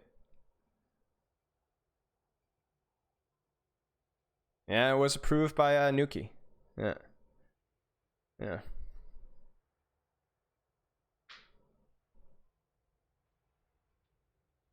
True story. So this is not to throw anybody under the bus, to be very clear. This is more to elevate my friend Baggins. So I was interested, this is a while ago, maybe a year ago, where I was looking for, maybe not a year ago. Yeah, it was earlier this winter, looking for stream overlay stuff, like this stream overlays crap and needed a graphics designer, and I was looking for people to pay. And there were a couple of people that reached out and were very kind and offered to do it, and we talked prices and stuff like that. But before I did that, I wanted to see like some examples of their work. Well, I told Baggins about it. I didn't even, and I think I asked, I don't remember. Basically, the TLDR is that they were professional, like graphic artists and stuff, or at least semi-professional people that were charging for it. And I was nice, and I thought I liked their work. But I went with Baggins, and Baggins was just better. his whole like part of it was because I think he understood what I was looking for a little better. But his work was also just better, so that was kind of funny. McCree, Echo Sim, Reaper. Yeah, so that's a bit of a hodgepodge. What I would try and do if I were you, Anarchy Rules. Is I would try, if you can, to have so you're talking about flex DPS, you kind of need to know, I would probably have a Hanzo or a Pharah. I don't know. I really, it's such a tough question to answer given your team's, like, I would need to know more about like what compositions your team plays. I will say that it's odd that you only really play one projectile DPS, so maybe pick up another projectile DPS like a Hanzo or something. But again, it's like DPS is like, the lines are so blurry right now in terms of hit scan and projectile. There's a lot of people that go back and forth. So I would, instead of asking me like what DPS hero you need, I would talk more with your team and find out what compositions you guys would like to play, but you can't play because you don't have the DPS hero pool, and then fill around that. I think that would be more important. But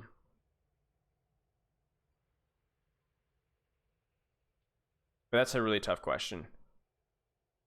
What character should you learn for that? Sorry, your English is bad. Your English is fine. Your English is fine. Listen, I can't talk trash about anybody that's bilingual.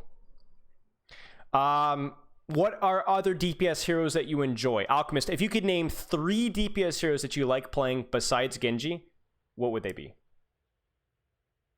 Shut up, Pineapple Bro. Yeah, sorry, Anarchy Rules. That's just basically impossible to answer properly. Yes, okay.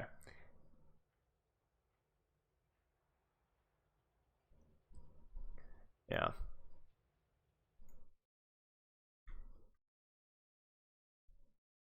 We'll get Ask Spilo pulled up while I'm waiting on this. Oh my gosh.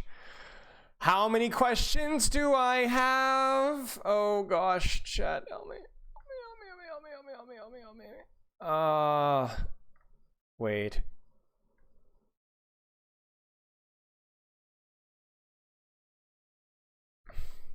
Pharah, Reaper, Widowmaker, but your aim is trash. I would say...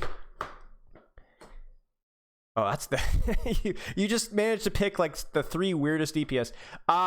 Anywhere Reaper's good, Genji should be okay. Reaper doesn't expand your pool a lot.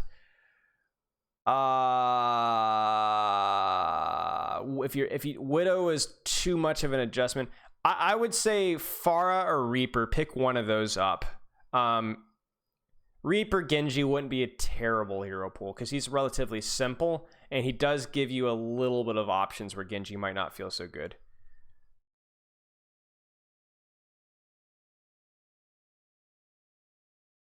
No, I will not be doing exclusively UK friendly time streams. Hero pools Genji, Echo, Hanzo, Soldier, and Tracer. Is that okay? How many hours do you play and what rank are you? Again, adding Reaper to your hero pool will definitely expand a little bit. Like, there'll be situations where they're playing, maybe you guys are playing like a really, really fast composition or a really brawly style composition, and it might feel a little easier. My concern is that I would try Hanzo. I would just try Hanzo and see if you like him, because Hanzo Genji is a better hero pool, providing more options, because Hanzo's a little better against compositions that are going to be countering Genji, like a Torbjorn, not Symmetra exactly, but like Torbjorn, Brig, you know, anything with like a lot of CC. Hanzo's going to feel a little better because he's going to outrange them. I mean, if your aim is bad, then get good. The key thing is like, if you like playing a hero, then play it. If your aim is bad with the hero, it doesn't matter. Your aim will get good. Now, if you really don't like playing Hanzo, don't play Hanzo. Don't play Hanzo. Hey, Tricky Zerg. You play 3 to 4 hours a day. So in that case, then Genji, Echo, Hanzo, Soldier, Tracer might be a little big. Might be a little large. I would probably, if I had to pick one hero to boot out of that, I would definitely boot Soldier. But Genji, Echo, Hanzo, Tracer is a very good hero pool. There's not going to be any composition that you play against where you're not going to have a good DPS for the situation. Tracer, Hanzo, Genji, Echo, those all complement each other very well. Saying you can't aim is an excuse. Like, if fine, then get better at your Hanzo aim. Like, if you don't like playing Hanzo, don't play Hanzo. But if you're saying you don't play Hanzo because you can't aim, that's not an excuse. You're welcome. Okay, let's do some Ask Spilo. I'm gonna need y'all's help because I honestly do not remember where we stopped. So did I do your VOD yet? I was AFK making food. I don't remember this question. How many hours a day do you think? I feel like it's somewhere around here, guys. I don't remember the Pharah guide. Hey Frisco. We're doing Ask Spilo right now. We just did a long review. You kind of like Hanzo? Then go try it. Did I answer my 3 PRs in the big lifts? I don't think I did. So I know I didn't answer this one. Did I answer the far one? Shoot. Widow, Tracer, Ashe is fine, right? Yes, that's fine. That's flexible, more than flexible enough.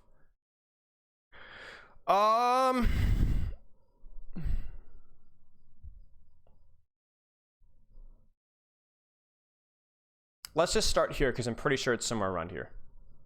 Does IO6 give good advice? I think it gives most of the time gives good advice. I mean, no coach thinks the other coach is perfect. I think IO6 is more than is a good coach. Okay, if I were to make a Pharaoh guide, what would be the key bits to include? Okay, so I don't think I actually answered this one, so we'll stop here or start here. Yeah,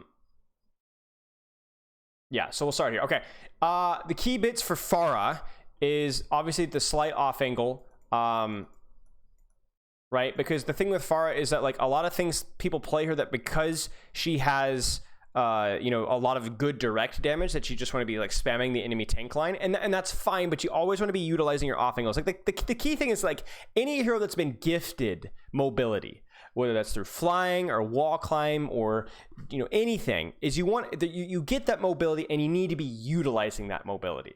In other words, if I'm standing behind my like their Orisa shield and I'm just pelting behind my Orisa shield the entire time, then I'm not really, why am I playing Pharah? Why not play a hero that maybe like a Bastion or something like that? Pharah needs to be flying because it allows her to open up and play slight off angles that other heroes cannot. It's the same thing, the same argument like Genji and wall climb, Hanzo and wall climb. It opens up angles, more aggressive angles that allow them to do more damage. That's why you use off angles, because it allows you to do more damage. If you're just shooting Rein Shield as Pharah, then you're messing up. You need to be shooting positioned in a way to where you can shoot just behind Rein Shield, where you can actually hit direct damage, but also if you're flying up and behind, your directs will splash and hit Rein and back, you know, on BAP and Diva and Mei, you know, and all the anything that's behind, right?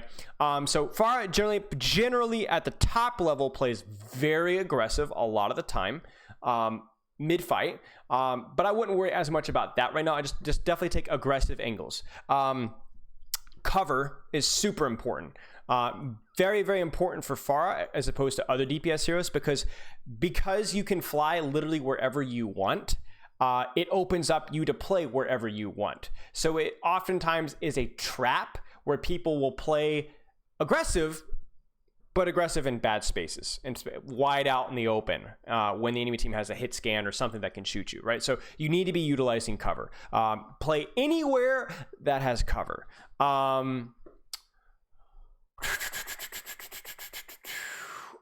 Use your concussive mind for concussive blast for disruption. So concussive blast is all about displacing and disruption, booping somebody off of high ground who wants to be there, pushing the enemy Rein into your team when he doesn't want to be there. The Orisa shield's broken. Use concussive blast to put her out in the open, but she doesn't want to be out in the open. She doesn't have her shield. So anything that you can do to put the enemy team in a position where they don't want to be, that's your concussive blast. Now, it's impossible for me to go more in detail here because I would literally have to go down the list.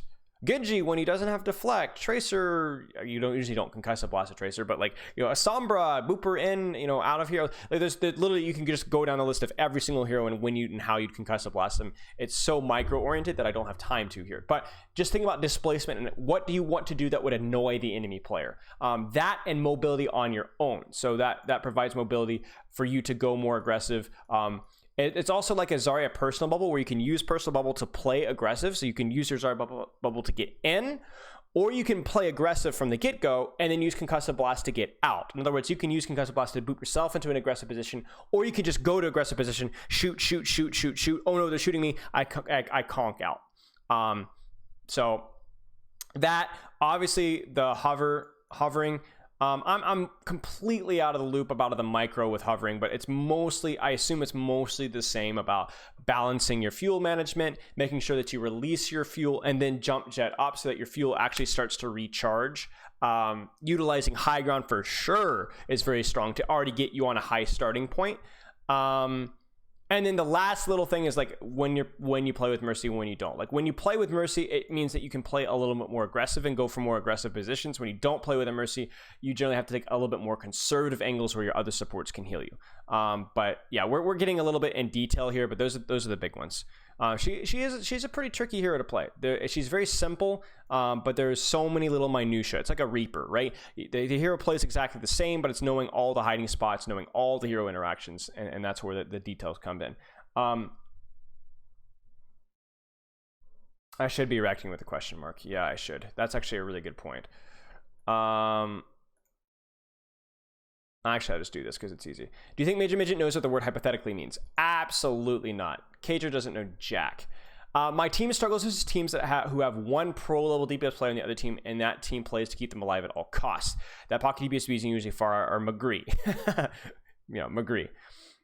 Might be hard to answer without seeing our team play, but any advice how to deal with that team that plays around one DPS player? We played a 3.8 4K level.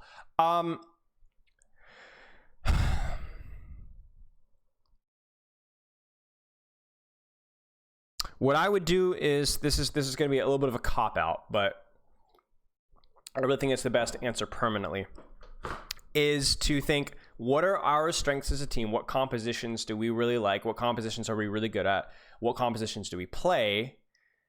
And then how can we play like that around a very aggressive Pharah? In other words, if you guys are a really good dive team, okay, how do you beat a Pharah with the dive team? How do you beat a McCree as a dive team?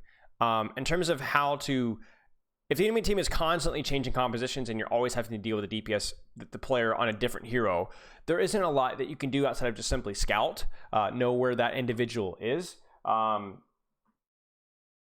mean, there really isn't a lot. If they're putting all the resources in the individual, you need to be beating them elsewhere. You need to either go, guys, let's just burn him anyway, or ignore him and kill the rest of the enemy team. But that's, you don't need me to tell you that. Like that, you should already know that. So there is no life hack. There's just no life hack. You know, how do you beat a basketball team who has one really domineering player? Well, you either play your game and just be the better team. You can double or triple him. I mean, there's really no way that you can just shut down a Pharah or McCree necessarily. If it was like a Widow, maybe there'd be more options, or like a Tracer, you could play compositions that are very hard to play that into. Like maybe on a Pharah, you could play maps that are more open that make it harder for him to do that. If he's a really good McCree, but maybe not a great Widow, you could again play more open maps where you guys can abuse like snipers. But it's not an easy question to answer.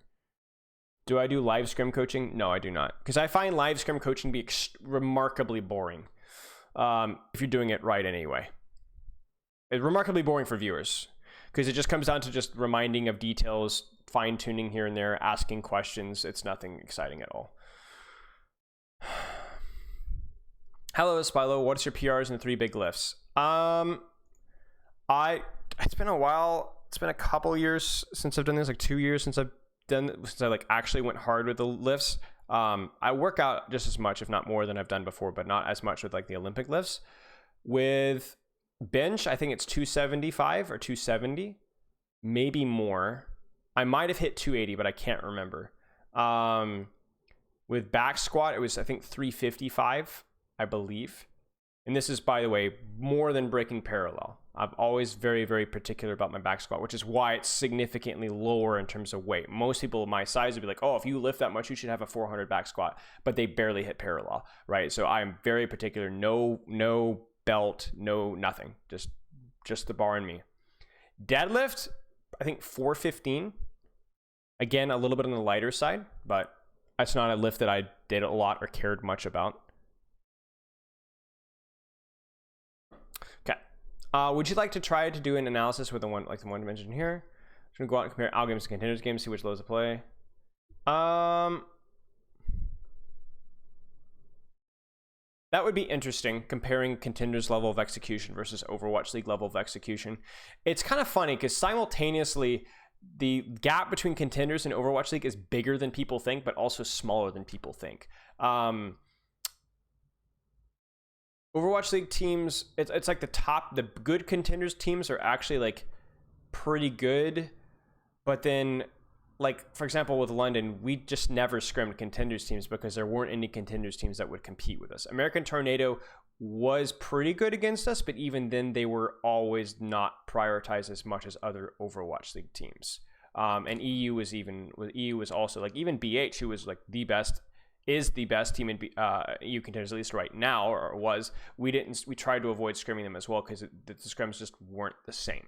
But that being said, the individuals in contenders teams are often quite good, and there have been times in the past, very frequently, where contenders teams have been better than numerous Overwatch League teams. American Tornado, at many times in the past, has been significantly better than other Overwatch League teams, especially, I would say, probably about a year ago, even leading into the winter when Overwatch League teams were finishing up and or starting again. American Tornado was probably beating most, if not all, Overwatch League teams, but that significantly tapers off as the season goes along.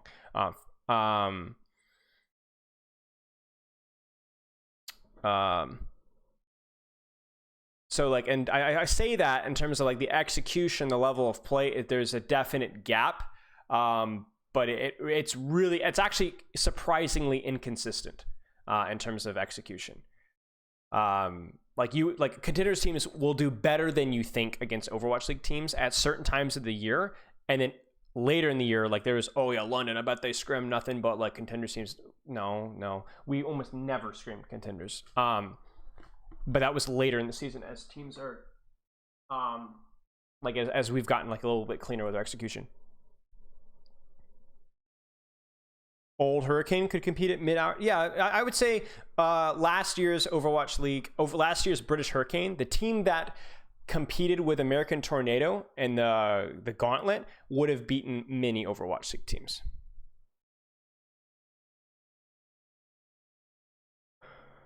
How do Overwatch League teams scrim? Round robin? You just contact, hey, do you have a scrim block open at this time? Great, we book it. Obviously, everybody's always looking for the most challenging or the most competitive scrim that you can get.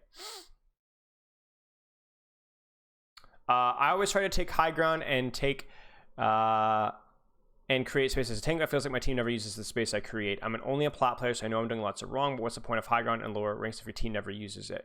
Should I just do brawl where the aiming tanks are lower ranks? Or should I use voice chat once on my teams to stay up top and shoot there? You can use voice chat to encourage them. But what I would do is I would always ask yourself the question, oh, I'm taking space, I'm holding space. Yes, but does your team want to play around that space? Is your team actively playing around that space? If your team is not even bothering to go to high ground, then you getting them and trying to pursue them and command them to go to high ground might not be super valuable. You're right. So what the key thing here is, and I have this with supports all the time. Oh, this is a good position for me to play. Yeah, but your tanks are over there. So can you go find a good position that's somewhere over there? Your goal as a tank is to go, okay, what is, like, I want to play here, but my team is playing over there, so I'm going to find a good position around over there. My team wants to go this way, so I'm going to help them go that way. How do you guys think I feel when I go out into quick play when I'm playing with my wife and the average, MMR is like, low diamond, high plat, right? It's not great. Like, it's kind of painful sometimes. I'm like, we should be doing this, we shouldn't be doing that. Right. Once oh my gosh, again, guys. Thank you so much and hope I had a good English for our viewers. Dude, chill out. Holy smokes. Neko is like one of these Crown Prince of Paris or something. You guys don't have those things. Thank you so much. Yeah, your English was fine. It was more than fine. I've never had a problem with that at all. You were totally fine. Thank you so much, man. You're ridiculously generous. But yeah, my answer would be to pay more attention to what your team seems to want to do and play around that. And then communicate. If you are going to use voice, instead of microing and telling them what to do, tell them what you are going to do and see if they play around it. If they don't, okay, fine, you can adjust. But tell them what you're going to do. If you say, guys, I'm going to hold high ground for you. Guys, I'm going to clear this high ground. Guys, I'm going to pressure the enemy backline now. You're giving them information that they can use. Now, they won't always use it, but you give them more of the information. I'd say main tank is probably one of the most important people to be using voice chat. I don't normally, not a huge proponent of voice chat, but if you're main tank, it's a lot harder if you're not using it. Did we get a scrim against some of the top teams like Dallas, Atlanta? We didn't scrim Atlanta almost at all. Atlanta, we had some issues booking with Atlanta. They were about as inconsistent with some of their scheduling as they were with let's put it this way. The vibe that you get from the Atlanta team isn't just how they play the game. It's how they do a lot of other things as well. Let's put it that way. But we scrim Dallas all the time. At least once or twice a week. Yeah, but we scrimmed against them a lot. Like there were the thing was like there was a time when we were rolling Dallas in scrims for a period of time. Everybody goes through cycles like that. The problem with us is that we were not rolling as hard as we could have been or should have been in scrims. And then also when we got to the official, we were not good enough team to keep with nerves. Dallas was a lot more composed. People bring up scrim bucks because it really is the only measure to tell whether a team is bad or good until you get to the official matches. But unfortunately, being skillful in scrims doesn't always mean that you're a good player. Having the knowledge and the skill set of being able to perform well in officials does make you a good player. So I'm not going to sit here and say, oh yeah, we were way better than you guys think we were. I mean, we were in scrims, but if it doesn't carry over into an official over and over and over and over again, sorry, we just weren't good enough. So, I mean, that is a factor of how good of a player you are or how good of a team you are. And we made improvements on that, but we weren't good enough. Like, I can promise you that if the Vancouver Titans, for example, that match had been played in scrims, it would have been a 5-0 if we'd played that many maps. Oh dear, am I lagging? Yeah, okay, we're good. It would have been a 5-0 if it had been in scrims. But Vancouver, clearly, we're better at composure than we were in terms of the official pressure. So it was closer than it should have been. So credit to them. The tricky thing is that kind of coaching is a lot harder, and it's something that have more experience with than most coaches, I would say. But if you get put into a situation where the players aren't very good at it, it takes a lot of work to work at that. And I was not able to do a good enough job fast enough to make enough improvements on that, and I will take responsibility for that. Yeah. So, use your voice to tell people what you're doing. And play more around where your team seems to be wanting to play. But I guarantee you, if you were impartial about how you're playing tank, you would see that there are other errors that are holding you back besides just the fact that your team doesn't seem to want to play around you. There's always more than that. So I would definitely recommend looking at that. How do you improve somebody's scrim to match consistency? Mental performance coaching, mock officials, training under pressure, having individuals in the team that are good at keeping people calm, that set a good example, experience, confidence. Those were all things that we were weak at. I mean, very inexperienced, very unconfident, scared. Not a lot of individuals that were able to step up when we needed to in terms of like leadership. And our training wasn't as good, clearly wasn't good enough for that. So. It's just frustrating as a coach because you see like, oh my gosh, dude. Am I gonna have to name like my firstborn son after you guys? Thank you so much, Neko.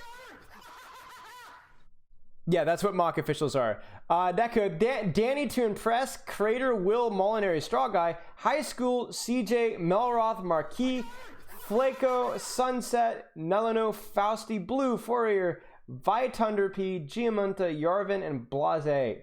Thank you guys for the gifted. Congratulations on this.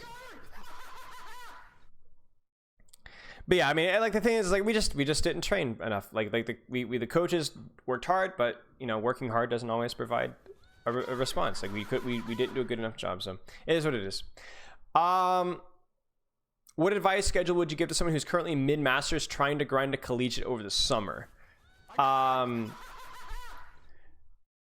Can work on scheduling things out for yourself, not super strict, but try and increase your level of strictness with your schedule. So if you're just randomly playing games whenever right now, try and build a little bit of a schedule. I'm going to play 3 hours a day and I'm going to try and look for a review once or twice a week. The key thing is that like when you're starting to work or improve at something, you're not going to be able to jump from like level A to level Z or level 1 to level 100, right? Instantly. You're going to have to kind of one step at a time. So wherever you are right now in terms of training, whether that's how much ranked you play, your warm up, how much sleep that you're getting, the hero pool, all the things that you guys have heard me say a million times. Your goal needs to be, you need to be 5% better than what you're doing right now over the next 2 or 3 weeks. That's the goal. And then when you get there, next goal, 5% more, 5% more, 5% more. And it's going to get hard, and you might taper off into a little bit, chat, Jacob Clifton, yeah. But your goal needs to be, you need to be 5 or 10% better than you are right now. And I know this is very late answer to this question. But the thing is like people look at these goals, like whether it's losing weight or getting stronger or a job or improving a skill, and they're like, they set unrealistic goals and these unrealistic expectations when all you really need to do to get great at something is be slightly better every week. I'm talking about like slightly better, because a 1% change in 1 week is it's just exponential, right? Hydrate, thank you. That's the goal.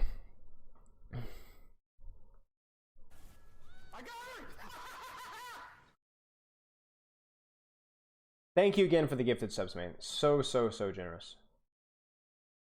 Yeah, Mid-Masters is also a solid rank for some college programs as well. Yeah, I know a lot of collegiate programs that are more Diamond Plat area. So if, even Baggins coaches a team that's probably like low Masters, mid, high Diamond on average. So you would be solidly competitive. Yeah, again, if you guys don't know the sound alert is me in Open Division years ago, hammer killing a tracer. It's old clip back when I first started streaming. Should teams value a bit more the confirmed players in? If we take Linkser, for example, he isn't stellar, but he's a confirmed player. Should he be more valuable than a similar rookie? Okay, so this is a really good question. So you're saying that with experience being a factor in terms of how you deal with officials, a player like Linkser, who is more experienced, might be a little better. And I'd agree with that. I think Linkser is somebody that probably is probably a little more settled, or is more likely to be more settled than a newer player in the situation. But the problem is there's a dichotomy, right? There's benefits and there's drawbacks. And I would say the drawbacks of veterans are usually greater than the benefits. And it's not because their mechanics get worse or that they get washed. It's because the nature of esports, at least right now, is very intense, very hard work, very stressful. The work environments aren't always perfect. And I don't mean work environments in like, I mean, like there's not a lot of experience and science behind the way some teams train, so it's not always super sustainable.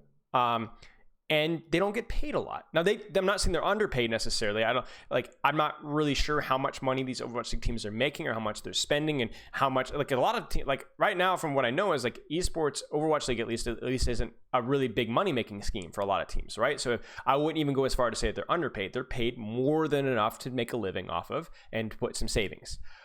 But when you compare that to, for example, professional sports, when you get to that top tier, you're paid a remarkable amount of money. And so what a lot of players are realizing is that I have to put in blood, sweat, and tears and stress, and I get criticized and abused almost like on social media or whatever, which is something that these esports athletes use a lot, for pay that is good. But if I went to school and I got, an internship and I got this and my dad knows somebody, or I have a cousin who's doing this, I could probably make more in a couple years than what I'm doing right now. And it's long term. A lot of players are like, what's the point? And a lot of players also are like, I don't enjoy playing the game as much as I did back in the day. So there's a lot less motivation to climb. So that's what being washed to me means. It doesn't mean that you don't have the skill. It means you don't have the motivation. And so therefore you don't have the skill. And that's why in Overwatch League, which is a relatively low paying, at least compared to real life, I don't know other esports, relatively lower paying, but very demanding. That's why a lot of players don't stick around. So I hope that makes sense. It's a really good question because it was brought up because Smex retired. You guys might remember Smex from Overwatch League. I coached him a little bit with Xoblivion. A great player, great guy. But he's done. He's doing something else now. I'm not sure if he'll announce that or if he'll say something, but he's not involved in Overwatch right now. So, he's doing something that is probably going to be easier almost than Overwatch League schedule and pay more. So, yeah, it is sad, but that's just how the way it goes. To me, I'm not planning on being esports permanently. I'm definitely not a video game type of guy. But the reason I'm still in it is because I see this as right now an active challenge, and I'm learning a lot about coaching and leadership and things like that. It's not my favorite thing in the world. I have a lot of other interests as well, but I see it as a very appealing challenge right now that I'm going to learn a lot long term. So I'm grateful for my opportunity. And I have a good time working with London, so I'm gonna enjoy my time here and learn as much as I can. Yes, Cody, you are my favorite thing in the world. Okay. Do you think human ego is an underrated tool for success?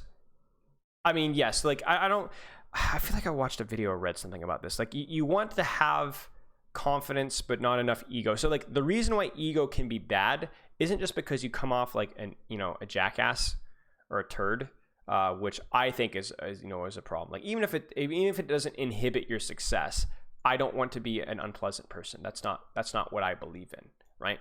That's not what my convictions have. That being said, an ego or drive. I have an ego. Everybody does. You want to be the best. You want to be better. You think that you have some sort of confidence. Now, where ego can trip you up is where it prevents you from taking or pursuing feedback. For example, if I thought I was already the greatest Overwatch League coach and I couldn't get any better, then that would be ego. And that would be bad because I would stop getting better as a coach, because I would stop being self-reflective, self-critical, taking criticisms, reevaluating things, because I would already be the best there does. I don't need to be any better. And that goes for anybody in any situation. Ego can prevent you if you let it get out of control from being self-critical and getting better, which is ultimately what gets you better. Yeah, that's what I've heard as well, Get Deluxe. Yeah. So that's why it's important to have ego, is to take that, to believe that I can do this, but I can do this only if I'm, critical of myself and I allow feedback and I work hard. Amari, is she meowing? Can you guys hear her? I think she wants to EAT. I'm gonna take a quick break and feed her, like 2 seconds. Amari, you wanna eat? Amari, eat. There she comes. Give me 1 second. Eat. Come here.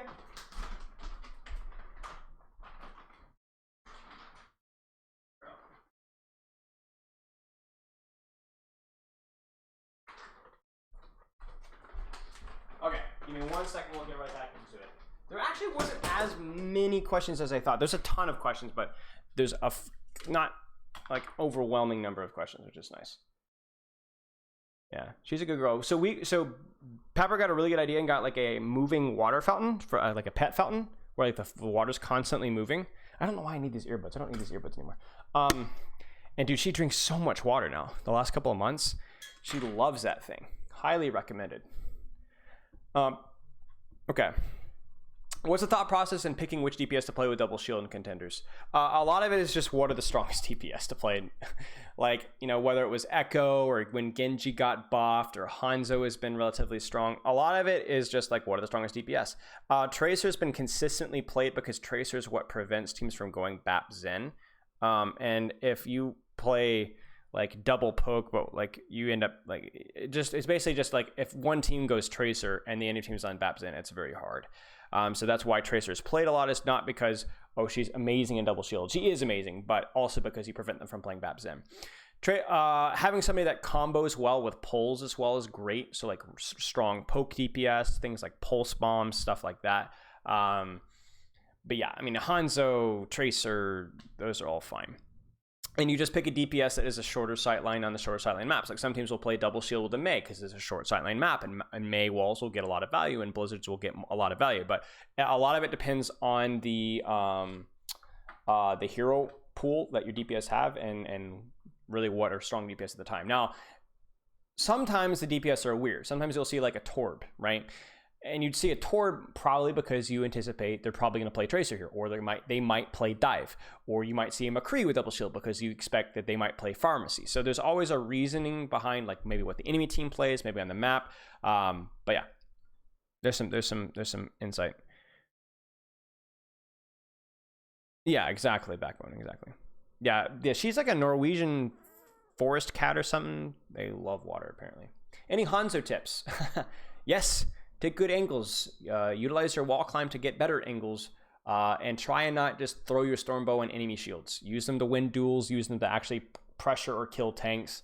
I think Stormbow on like a Rhine shield, for example, is mostly a waste usually, but a Rissa shield, Winston bubble, that's okay. And don't just use Sonic brainlessly. Think about your Sonic. That's all I have to say, really. Like you guys know how to use Sonic, but you need to be thinking about it. Aim for head. Yes, thank you, Backbone. Feel free not to answer. Any rookie in the Spitfire in particular you believe has great potential?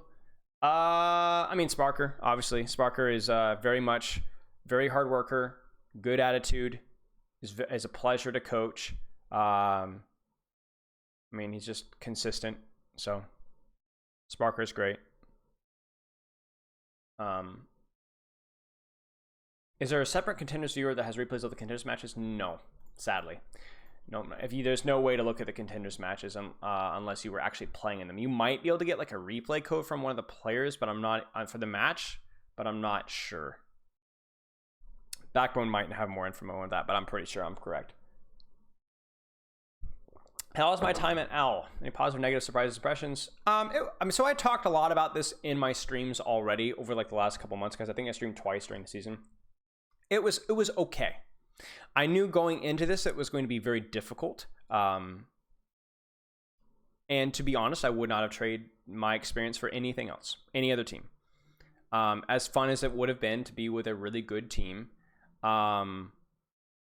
championship team, I would not have gotten near as much out of it learning wise. And remember, that's why I'm here. I want to learn. I want to get better as a coach. I don't want to feel like, oh, I just joined a team and I coasted to a playoff finish. That's no fun. I want to learn. I want to feel like I had an impact. And even with, the season not going as well as I would have liked, I felt like I had impact, maybe not as much impact. And there's a lot of things I want to do better next season, but, I felt like I had impact and I did. And there were a lot of positives. Like I got along. I liked a lot of the players. I liked working with the staff, and Nuki is obviously a good GM. I really like working with her. So I don't have anything really negative to say outside of just the results, right? So it's frustrating, but I wanted it to be a not fully positive experience because I purposely was like, it's my only opportunity, but also it's good that this is the opportunity that I have. Amari! No! She's scratching something. Come here! Hey! Come here! Come here! Come here! What are you doing? Come here. Come here. Okay. What does a pro player daily routine look like? A lot of it depends on the pro player. There's actually a surprising amount of variety, but I can give you like a baseline. There's going to be scrims. There's going to be team review, right? That they're going to be part of. And there's going to be ranked, usually a couple hours a day. Then the rest is just completely depends on the players. Some players self-review, some players don't. Some players play a lot of ranked, some players don't. Some players will hang out with each other. Some players will, watch anime or YouTube or, movies or exercise. There's a huge variety in the daily routine, but all of them play at least a little bit of ranked. All of them join in with team reviews and so on. Okay. Hypothetically speaking, if I were to make a Junkrat guy with big views. Oh no, midget, you're killing me. Okay.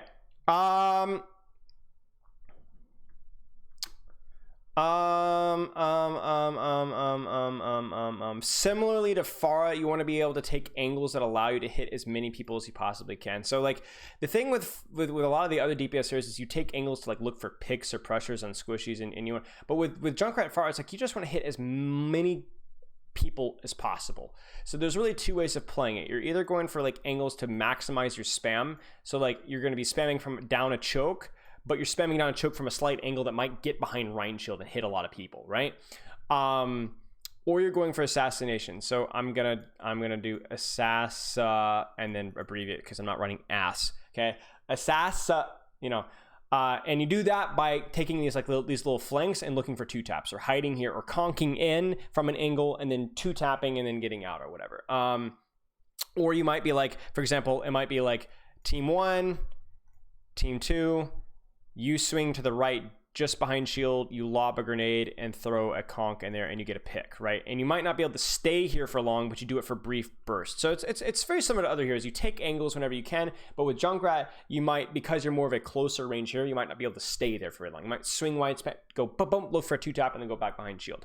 Think about your trap. Don't just place it AFK. Like, very similar to Sonic Arrow, this ability gets abused a lot by just not thinking. I won't go into the details of how to use it, but you need to be thinking about how to use it versus the situation, versus the enemy composition. Let's see here. High ground, all those different things are good. One other thing I'll say about Junkrat as well is his ultimate. You want to try and use it mid-fight if possible. Don't try and use it too early, because it significantly lowers the value that your team can get out of it, because it's easier to break, because the enemy team has no distractions because they're all like looking for your ultimate, and also makes it so that your team doesn't get a full team fight win. In other words, if team 1 and team 2 again are here, and like let's say they're a mile away, if I ult here, not only does this Riptide have an increased chance of being broken, but also means that the enemy team can just kind of chill and AFK, and even if I get like, let's say, 1 kill out of this, my team can't follow up and kill the rest of the enemy team. They're too far away. So what I want to try and do is I want to see the gap closed. Either the enemy team attacks us, or we attack the enemy team, and then I tire. Because then, even if the tire doesn't get full value, I know that it's scaring a lot of people mid-fight, which is, you're just causing chaos in mid-fight. And if it does kill people, then I know my team will be able to finish and get the rest of the kills. So there's more ult charge, there's more time wasted, and so on.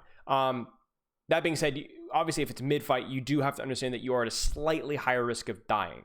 So you have to kind of be smart about how you position yourself. Okay.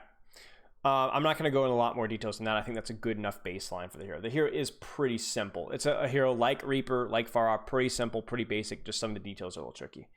Yeah, you're welcome. I mean, I don't think me, but Focus Widow, Moira, Focus Widow. Any tips on counting Widow as Moira? I mean, unironically, Damage Orb, if she's on a solo angle by herself, like on a high ground or something like that, and they don't have like ranged healers, like let's say they've got like a Zen or a Merc, if they're like Moira Lucio and they have a Widow, if you Damage Orb the Widow on an angle, she's gonna have to run and go get health back. That's gonna be really, really annoying. I mean, that's probably it. Like, I could see a world where you could get some value versus Widow as Moira, but yeah. Memes, I guess. Overwatch League, we've seen a bunch of different comps of Brig, Bat, Moira, Rush comps such as Tor, Reaper, Rendiva. Brig is usually played versus Winston, Ball Dive comps, yes. But does Brig not defeat the person having, say, a Reinhardt in the comp? What's already playing what looks like Rush with no Lucio? So you're just playing anti-dive. You're just playing anti-dive. That's all there is to it. Now, the question is more about, like, why am I playing Rein in anti-dive? The reason why you're playing Rein in anti-dive, in other words, you're playing, we don't want to die to Ball, Zen, we don't want to die to Ana Brig, is because sometimes Orisa is actually kind of squishy versus dive variants. And let me explain. When Orisa shield breaks, Discord becomes kind of scary, right? When Orisa shield breaks, Nade is kind of scary. And when you're playing Orisa anti-dive, sometimes your Orisa just is hard to protect. It's hard to protect. And as well as, I would unironically a lot of the time take Earth Shatter over Bongo versus dive comps, because when dive comps dive, the Bongo gets broken like that usually. Whereas Earth Shatter, solo shatter on a ball, Monkey Bubble break, shatter, countering Primal Rage. If you can shatter Diva, the backline gets too aggressive. There's more value out of shatter, as well as just simple Rein Hammer doing 85 damage. That actually can hurt dive tanks fairly well. So Rein's not really an anti-dive hero, but the way these comps are played in terms of like kind of clumping up and taking like solo DPS angles, Rein is generally more survivable more often than Orisa and has a slightly more valuable ultimate. But it's more of a map specific thing, but that kind of explains the Rein. It's not at all playing where your Rein goes in and swings. It's more along the lines of you're punishing their dive, and Rein just is a little better at that than Orisa in some circumstances. Good question though. Mako Overwatch Leagues, and typically deal with players in the Diamonds or Grandmaster. I've noticed that my ability to scout certain roles is better than others. Scouting one of my weaker roles is relevant to my current situation. I'd like to ask, what should I look for when scouting for a flex support player? Okay. Communication on setting up their plays is a big one. In other words, I'm looking for nade here. I want to, calling, I want to push with trance here. I want to window this. I want to hold this position, as in, these flex supports don't have to be chatty, but they need to call the few things that are important. They need to call them, like the nades. I've got a nade here, got a nade, right? Or I want a window here, or I want a position here, as in, all those things are really important. Outside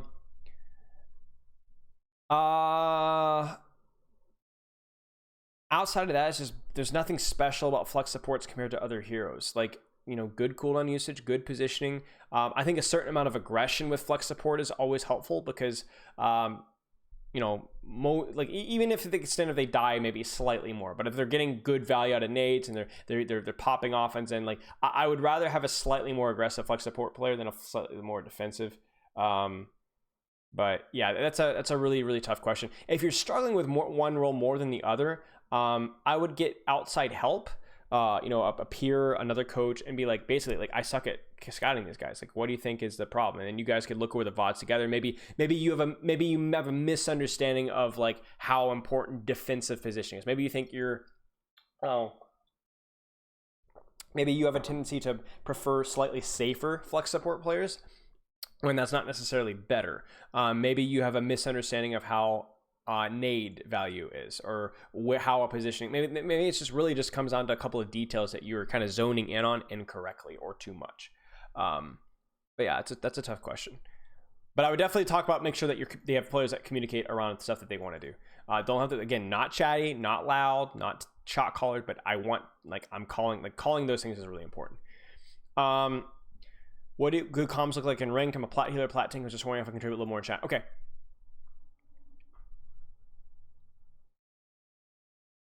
Baggins, are you here? Okay, Baggins is here. So Baggins, you're asking for with a coaching bite series? Okay. Here's your coaching bite, all right? I was actually thinking about making a video on this. We'll do it now. What do good comms look like in ranked? There are two things that you need to call in ranked. Only two. The two most important things that you can call in ranked, regardless of role, regardless of situation, is what you are doing and when you are doing it. And if you call those two things and nothing else, you've done 90% of the most important thing. Now, scouting is important. You could get value out of ult tracking, I'm sure, in ranked. Asking for help, those are all good things. Making plans, all those kind of things, like big picture plans. But really, if I'm a main tank and I say, guys, I'm looking to dive backline, 3, 2, 1, go. Guys, I'm looking for a nade. I'm gonna nano you monkey in the nade. Ready, go. I'm taking angle left side, McCree. I'm gonna high noon from behind. And nooning, that's literally 90% of ranked comms right there.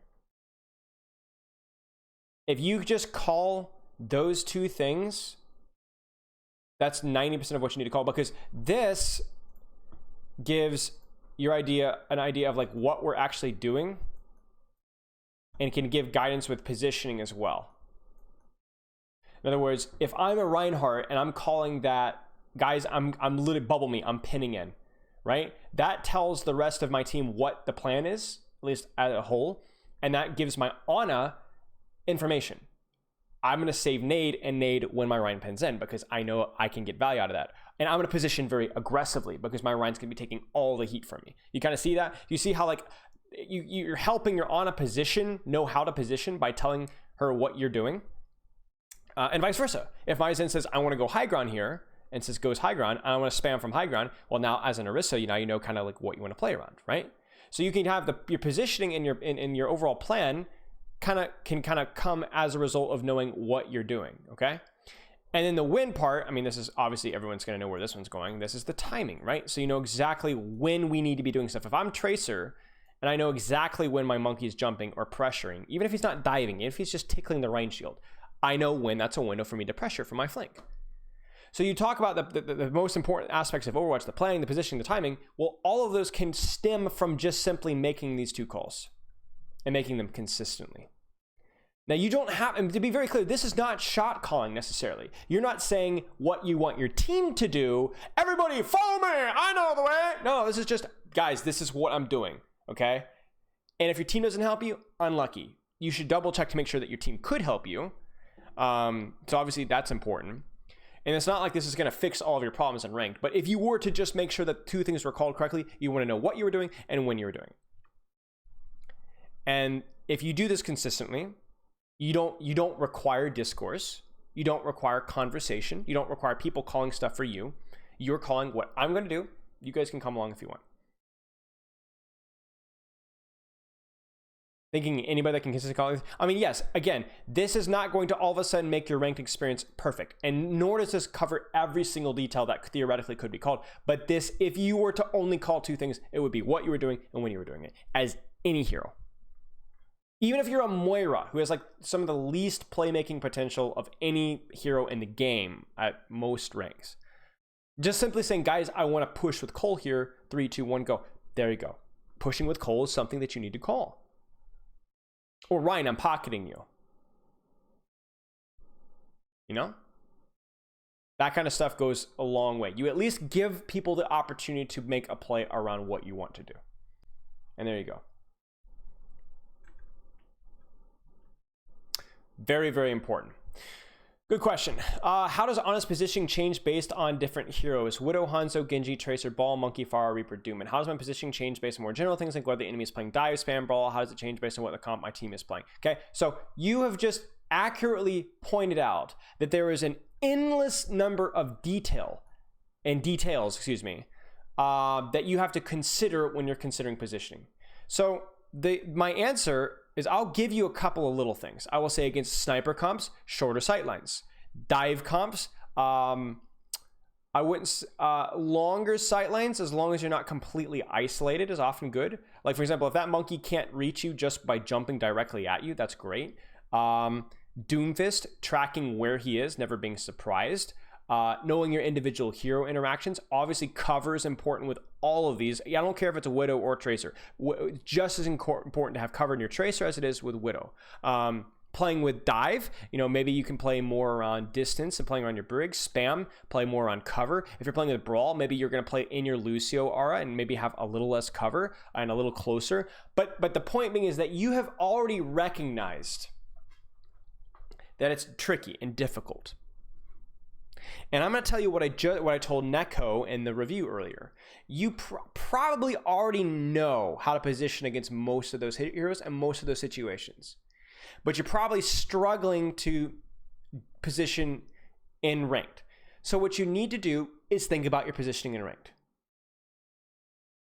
If you understand why being out in the open versus Widow is bad, or why playing by yourself completely against Ball is bad, as Zen, for example, or why cover is good, then that's all you need. Now you just need to stay on your case and go figure it out. You need to treat every single team fight as a problem that needs to be solved. You're asking a question that you already know the answer to. It depends dramatically. You need to be able to, it's impossible for me to establish a set of guidelines outside of use cover, which is just ubiquitous, and tell you all the details. Do you want a chart? Do you want a chart? That's not going to help you get better. You can't possibly okay, how do I position? Okay, we're in a situation where, okay, hang on. Oh, the team fight's starting. They've got Reaper Doom, so I need to be further away. Oh, but they got an ultimate. How are you supposed to make those reads in the middle of a team fight? Off of a chart. You just need to practice making these calls and practice making these decisions on the fly. and then go back and self-review. Oh no, I thought about this, but I forgot about that. So I need to be keeping more and and again, remember the whole 5% rule that I was just talking about with the person that wanted to go collegiate? Same thing. Be 5% better at reading the situation and making good decisions. Give me a second, chat. My laptop's almost dead. I need a stool. Give me 1 second.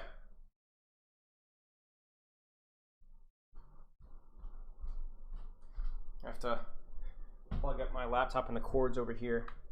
Hey, Shoddy. Cannot believe I just said that in the stream.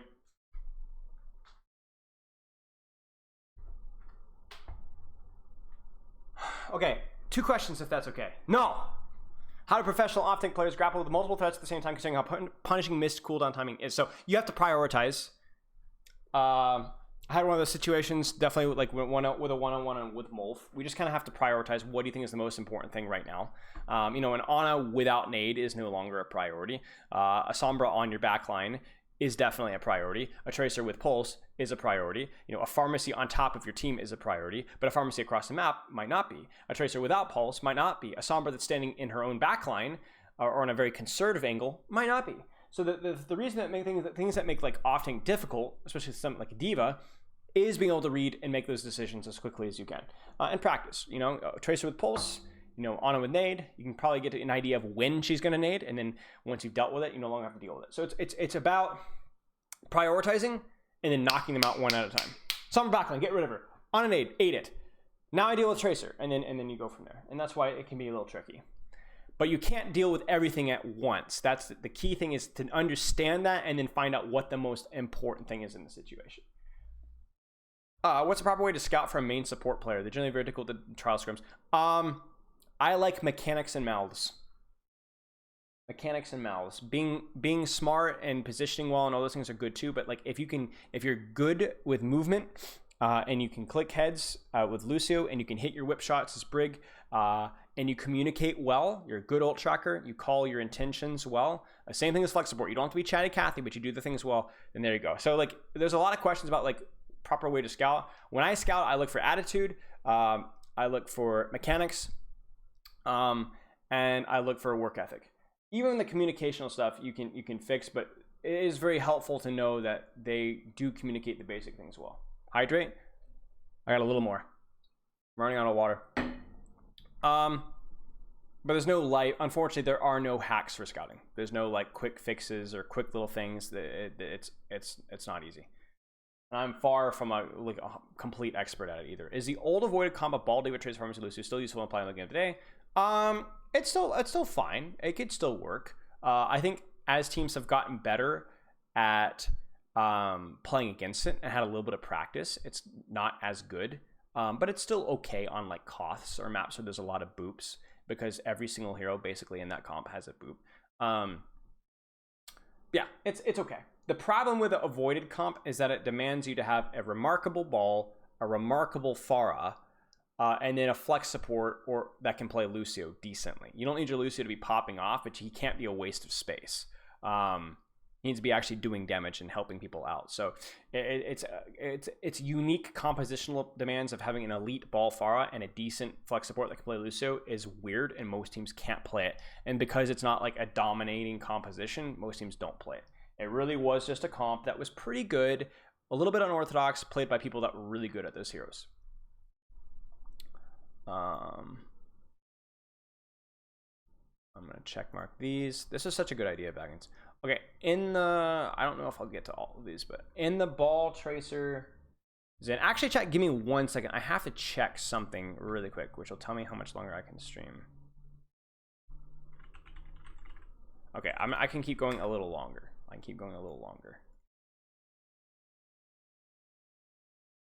Are you working on the thumbnail? Ah, wow. Okay, you work fast, sir. I want to do the Baptiste review as well. That one will be we'll do like the in-depth Baptiste review as well, I think.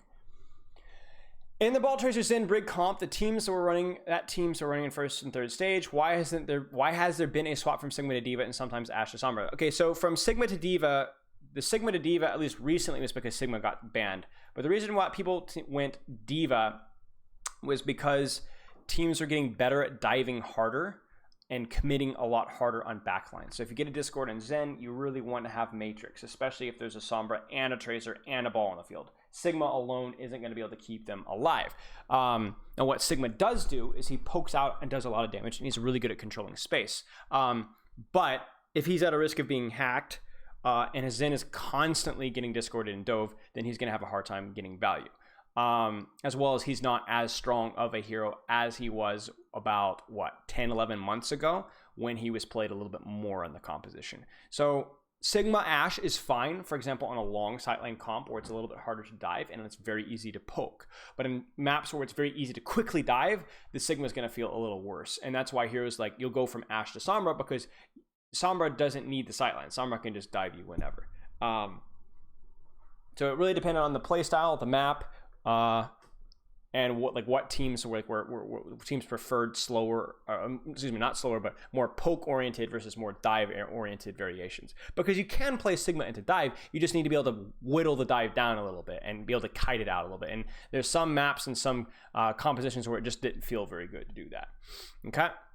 To improve at a fast rate, would you recommend solo queue or duo queue? Solo queue, solo queue, solo queue, solo queue, solo queue, solo queue, solo queue. Duo queue if it's fun for you and increases your motivation to play the game. But duo queue means that you're tying your improvement to somebody else. I'd never ever recommend duo queue unless you're a pro player. It's not. By the way, it's not a terrible thing. It's not. It's just not. But it's like eating a little bit of sugar. Is it going to kill you? No. But if you can avoid it, it would be best to avoid it. That being said, if a little bit of sugar, a sugar cookie every day is what gives you the motivation to get up and work out, then, more power to you. Have the sugar cookie, When playing a dive mirror, when is going for backline trades for contesting enemies backline where your own is under attack or good idea? If you don't go for it, what's the alternative look like? Do you jump their monkeys or monkeys do? You chill on the So basically, the reason why you would trade backlines is when your hero is not very good at peeling. In other words, if I'm a monkey, if I bubble my own backline, that can be somewhat helpful, but it's not the most helpful thing in the world. So that's why a lot of monkeys will often trade backlines. Whereas a diva, that becomes a lot more of the situation of, is my backline safe or do I need to assist my monkey? In other words, if I'm a diva, there is a lot more that goes into the decision of whether I'm helping my monkey or not. Does my monkey have primal? Does my backline have a good position? Does my backline have rally? Right? Do the enemy team have something like a pulse bomb? And so that's when it becomes a lot trickier about what should I be playing for here as a diva. Sombra is another one, who can provide a lot of value on dives, but it can also provide a lot of peel as well. Because if you break that monkey bubble and you hack the enemy diva, hunt the enemy monkey, you really punish that dive. But also, it hurts not having the Sombra on the enemy backline as well. So a lot of it depends on the hero strengths. For example, something like a diva Sombra, it's a lot more up in the air. But something like a Tracer ball monkey, those heroes don't peel well. Maybe a Tracer can mirror, but especially like a monkey ball, what are you going to do as a ball? Slam the tanks that dive your backline? Very rarely is that what... There's some circumstances where ball does peel, but usually you're trying to go for backline because that's just what the hero's good at. He's got nothing to protect his team outside of that. So a lot of it depends on the hero that you're playing, and a lot of it depends on the position that you're in. If your backline has really good position and is totally safe, then you can look more for traits because you know that the enemy team is not going to be able to, and you want to punish the enemy team's backline bad position. It also depends on ultimates. If you have a rally, you don't need to peel. Nothing kills rally, almost ever. So you need to be keeping that in mind. Drew. Hey, Drew. I got your message. There's a couple of you and a couple other players have asked me about scheduling. I haven't had a chance to get back to you yet. I'll probably get back to you today. People need to also remember lower ranks in every game you lose. There's stuff you could have done more to contribute instead of pointing fingers. Yeah, exactly. But basically it depends on the situation, depends on the heroes that you're playing, depends on the old economy, and it really depends on what you guys want to do. Like there is almost always a gray area about whether it would be better to trade or whether to peel. There are times where Overwatch League monkeys will bubble their backline. It just depends. A good rule of thumb is if the enemy team is in a really, really punishable position, the enemy backline, you want to get them. You want to hit them. Whereas if your backline is very safe or very fragile and needs extra help, then you want to help them.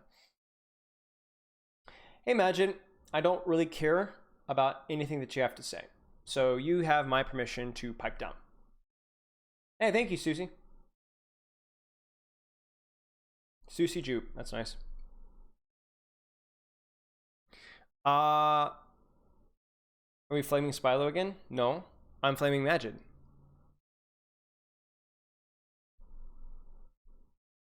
I'm gonna add, watch this. Think. Questions answered. This is just amazing. Okay, Spylo, please help me. I've been learning Genshin. I know I suck with them. I've lost 300 stars in the last couple of days because I've just been playing Genshin. I don't really care too much about it. Otherwise, I would have stopped. Actually, how do I actually do something to help my team? Where do I position? Because I've heard you talk about offing us up whenever I'm in game. I just forget to take an offing. I'll feel like I'm doing nothing and die. Should I practice? Should I just play games, go into turns, Genji play turns? Okay. Number one, watch the in-depth Genji review guide I did on YouTube. I assume maybe you've seen it, maybe you've not. I don't know. Number two, when that's done, I want you to play a couple of games, and then I need you to look at your replays. You cannot replicate the stuff I talk about in reviews unless you actually look at the information and then look at what you're actually doing. You're right. It's very easy to watch a review and be like, oh, I understand perfectly. And then to get into a game and be like, and not understand anything and to get overwhelmed. That's totally normal. It's okay. The information that I give you isn't there for you to immediately play better. That will never, ever, almost ever happen. It's there so that you have the information, you have that special magnifying glass so that you can then analyze your own gameplay after you've already played it. You need to, it gives you this to think about while you're playing, and then it gives you tools to analyze once the game is done. So if you feel like, oh, where is it? Off angles, but when I play a game, I just forget. Okay, that's bad right there. Or I'll take an off angle and I feel like I'm doing nothing. Okay, why? Did you look at the replay? Did you go, oh no, my team was back here and I was way too far forward, or my off angle was really bad because of what? You need to be answering these questions. And you need to settle down too. You need to settle down, chill out. I've dropped 500 SR in a single day. Happens. It happens. Set some goals. Study your footage a little bit. Take some notes. Look at how you're training. Could you be training a little bit more efficiently, a little bit more consistently? Make small adjustments. Remember the 5% rule. 5% better. Your goal isn't to solve Genji or to climb back the 300 SR that you've lost. It's just to be a little better. Just be a little better. Majin's a nice guy. No, I hate that guy. I've been recently watching a summer showdown game between Rain and Shanghai, and Rain rolled out and Sim Mei rushed against a ball pharmacy comp, and I couldn't understand how should Rain play to beat Shanghai's comp. The point, basically, point pressure. I don't know what map it would be, but I can only imagine that they're just finding a way to push cart or capture points. Because you're right, it is not a good matchup at all. So Atlanta must have been confident that they could have been able to get enough objective pressure to make it work. Because yeah, it sucks. There might be some other extenuating circumstance that I'm not aware of that explains it, but yeah, that is not a matchup that you can do a lot of. Is it necessary for an offing player to be able to play Hog both in rank and play? No. It might be helpful in the future. I mean, it is never a bad thing, but it's not necessary. No, he's probably one of the least necessary heroes to learn across the board. Hit scan, learning Bastion, projectile player learning Junkrat. Moira's more useful than Hog, probably. Okay, where do you begin when teaching NA Brawl, running bots how to APAC ball for on console and League Scrim scene, and how do I maintain my sanity? Joke. Work on your timing, like work on talking about how you need to set up an angle on every dive. It doesn't have to be taking the map control and controlling the map. It gets a little complicated. So just start with, guys, we're going to 3, 2, 1 and all dive in every single time. Never, ever, ever is acceptable for my monkey or ball to be slamming in and for my DPS not to be going in. And then in addition to that, always have one angle. The London Spitfire used to call it a cut. Like you cut off the enemy's escape route. You don't have your monkey coming from high ground, then your divas from here, and then you got your on a flanking nade, and then the Sombra here. No, maybe you just have everybody all clumped up running in, but you do have a Tracer behind or a Sombra behind, right? That's good enough. Start with that. 3, 2, 1, 3, 2, 1, 3, 2, 1, 3, 2, 1, 3, 2, 1, every pressure cycle, and have at least try and get one flanker involved. Junkrat actually gets played though. Cap. Dallas is really good at that. Yeah, exactly. Dallas is really good at that. Just be consistent with that, and that if you could do that, you will go a long way towards like helping them to understand the composition, but one step at a time. To what extent does the Sigma male trillionaire grind an actual mirror an actual way of reaching success? You can't. I cannot believe I'm being asked this question. This guy, it's on he's asking about Sigma male grind sets. Listen, Buddy Row, if you have to ask me about the Sigma male grind set, you're not a Sigma male, so I can't share. Sigma males don't share their secrets. Sorry, mate. I can't do it. Sorry, bro. Good luck next time. Maybe the alpha male circle will accept you, but not Sigma male. Sorry, mate. As a support and comp, Diamond Masters, when should I prioritize positioning over cart progress? Is it okay to step off the cart to get ready? Generally, I prioritize positioning over cart progress whenever the cart is in a really, really bad spot. So if the cart's like, this is standing out in the middle of the open, this is terrible. Or if there is a really good position that it could be taking. Sometimes I get it. Like you're gonna be pushing cart sometimes as a support. You don't want to be, but not every diva, tracer, sombra is smart enough to deal with taking cart and allowing you to take a good position. It happens, like especially in lower ranks. You're gonna end up in cart. One little thing I would say as well is that as the fight gets closer to starting, you would want to take a position over cart. In other words, if it's between fights, you just want to fight, you just lost, or you just want to fight, you can sit on cart for a little bit. But as the fight gets going, you want to go, okay, where do I need to be? Okay, the fight's about to start. I need to find somewhere near me that's better than where I'm at right now.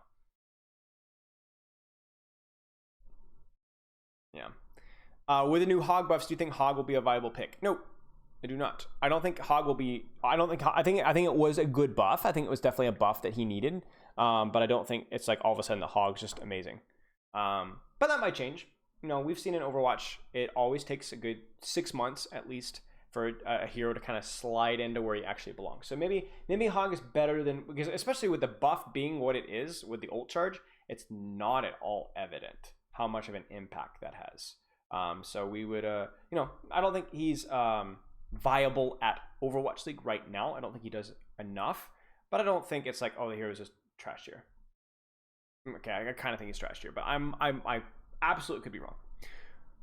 What's the best way to play into a Rein Sig poke comp? Weird, man. When that comp had high ground, my team was running the ball tracer summer dive, but Ana was just playing inside of her team. I mean, their comp should lose to dive. Their comp is terrible at poking you out before you dive, at least with their tank lineup. They have no Orisa, Halt, or Pole. And they have no way of taking split off angles. Like Rein and Sig can't play as split. If they're all clumped up on high ground, you're able to get your backline on high ground too. So like, for example, if they're all playing the high ground and you get your Briggs in or whatever up on the turret, 3, 2, 1 peek, and your ball slams, your Tracer comes from behind, your Sombra comes from behind, and your Briggs are staying up top and playing distance. The only thing that they really can do is the Rein maybe pushes you and hits you with a hammer. If she's playing inside of her team, then she's not shooting anybody. She's not going to be landing any fat nade, or it's going to be harder for her to land fat nades. That's a weird question. I would need more. I would need like maybe a screenshot or something. But this shouldn't work. If you were losing to that, there's probably something else that was going wrong. Or maybe they were just the better team.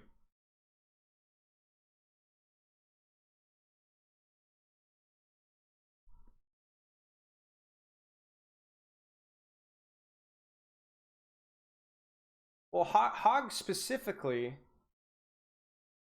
Wait, when was he played 2 of the 3 Overwatch League playoffs?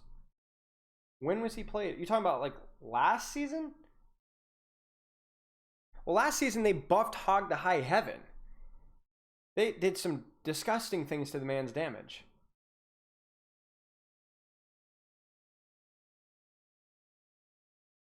Oh, the first season. Yeah, first season because it was sniper comps. Sniper comps and teams had bad understandings of the meta. I think if that season had been played again, I mean, I don't know, but that's not even really a very fair comparison because that was when you could play as many tanks as you wanted, and I think Junkertown was on the pool. And Junkertown first, for example, is a good Hog point. is good flanks. That's like perfect for him.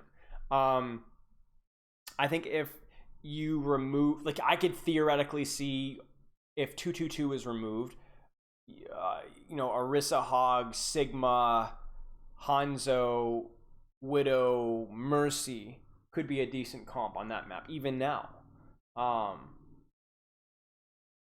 Like, you could say maybe a Hog would be more valuable than a flex support there if you're playing Orisa Hog with a bunch of snipers. But that's just a map specific thing. I don't remember Hog being necessarily a big meta pick then. The problem is just that he's just a very low. His hero doesn't do much outside of Hook. If he doesn't have Hook, he's not very good at controlling a lot of space. And his he's just not a very well designed hero. He's fun, but he's hard to balance. Can you achieve rank 1 with any hero in the game? No, you can't. You can't. Because the thing is to get rank 1, it takes 95% skill, 99% skill, and 1% meta pick, 2% meta pick. But that 1%, 2% is like 50, 60. I mean, could a Torb OTP hit 4.6? I'm skeptical. Maybe, but I'm skeptical. But when you get to like 4.5, 4.6, and you're really skilled, the last couple of percentage points of playing actually strong heroes is really important. Like, you'd have to be really, really good to get rank 1 with any hero that's not meta. So like Tracer, Kree, Pharah, Ashe, maybe Hanzo. There's only a couple, like I'd say that the better DPS heroes you can get rank 1 with. But like, try and get rank 1 with a Symmetra or a Torbjorn, they're too niche. Or a Bastion, there's no way. Roadhog, unbelievably doubtful. Yeah, so no, I don't think you can. Unless they were to buff those heroes, then yes, you could. Do you have any advice on how to avoid Tracers marking me as Tracer to make sure that they win the long fights? It's my job. Correct me if I'm wrong. To pressure the backline to win the fight fast. Wait a second. I mean, sometimes mirroring Tracer is the play. Like, for example, if you're talking about like they have a Zen comp and you have an Ana comp and you want to dive harder and play shorter sightlines and they want to keep you at arm's reach, then yeah, avoiding the mirror would be helpful. So what you can do is you can change up your pathing. You can be unpredictable with your pathing. You can ask for resources to help you clear the Tracer. In other words, if their Zen is here and your Ana's here and you're here and the enemy Tracer is here, what you can do is say, hey, Ana, can you come with me and help me get rid of this Tracer? Like, literally melee range, right? She's going to walk with you, and then that Tracer has to leave, right? Their Zen doesn't want to walk into melee range and help because then he's diveable, right? So you can exploit the fact that your comp is okay with playing up close and personal by getting your Brig or your Ana or your D.Va to literally just go with you for a second and get rid of the Tracer, and then you can go dive. If that makes any sense. So again, when you're mirroring somebody, it's because you prefer your comp to stay at range, like the Zen, right? So if you get the other team gets their brawl heroes or their shorter range heroes, like the D.Va, the Ana, even like another DPS to come help clear you out, their Zen can't go, oh wow, that's really rude, I'm gonna go over here and help fight, and because then all of a sudden now you can just dive them, right? So unpredictable pathing, and then ask for resources, get help from your teammates to clear her out, and then you can continue to go. Good question though, and keep in mind that mirroring, you might need to be mirrored. I'm curious if, I'm curious about like what you never give me context about like what compositions or what situations you're getting mirrored by, because you could also just win the duel. You could just win the duel. That's another way to beat the mirror, unless obviously that Tracer is getting a lot of resources. I honestly want to know who my 3 main support heroes should be. Ana's definite one. Between Mercy, Lucio, and Zen, who would be best for my next 2 heroes? I'm a silver and I want to climb up, but I don't want to focus on heroes who are good in my rank. I want heroes whoever you enjoy. I will say this. You already look like you're going towards the realm of I like aiming and clicking and shooting. So I think Zen or a BAP or whatever would be good, but I definitely think Zen should be in there. And then you could fill in Mercy or Lucio however you'd want. But if you're definitely more involved in the shooting and clicking and the mechanics, then you want to pick heroes that complement that playstyle a little more. But really, you want to, more important than that, at least by a little bit, is finding what heroes you actually enjoy. That's always the answer. Similar play styles, but more important is, do you actually enjoy playing those heroes? Because that's the thing. It's a game, guys. It's a game. So the majority of the time I'm playing DPS. Oh my, what is this? I'm playing DPS. I feel as the tanks are making tank stays. I feel as if the tanks are making, whoops, are not. I'm not sure. Are making. What can I do to help the tanks maintain space and last long instead of just going to choke and instantly getting melted before the DPS have time to do anything?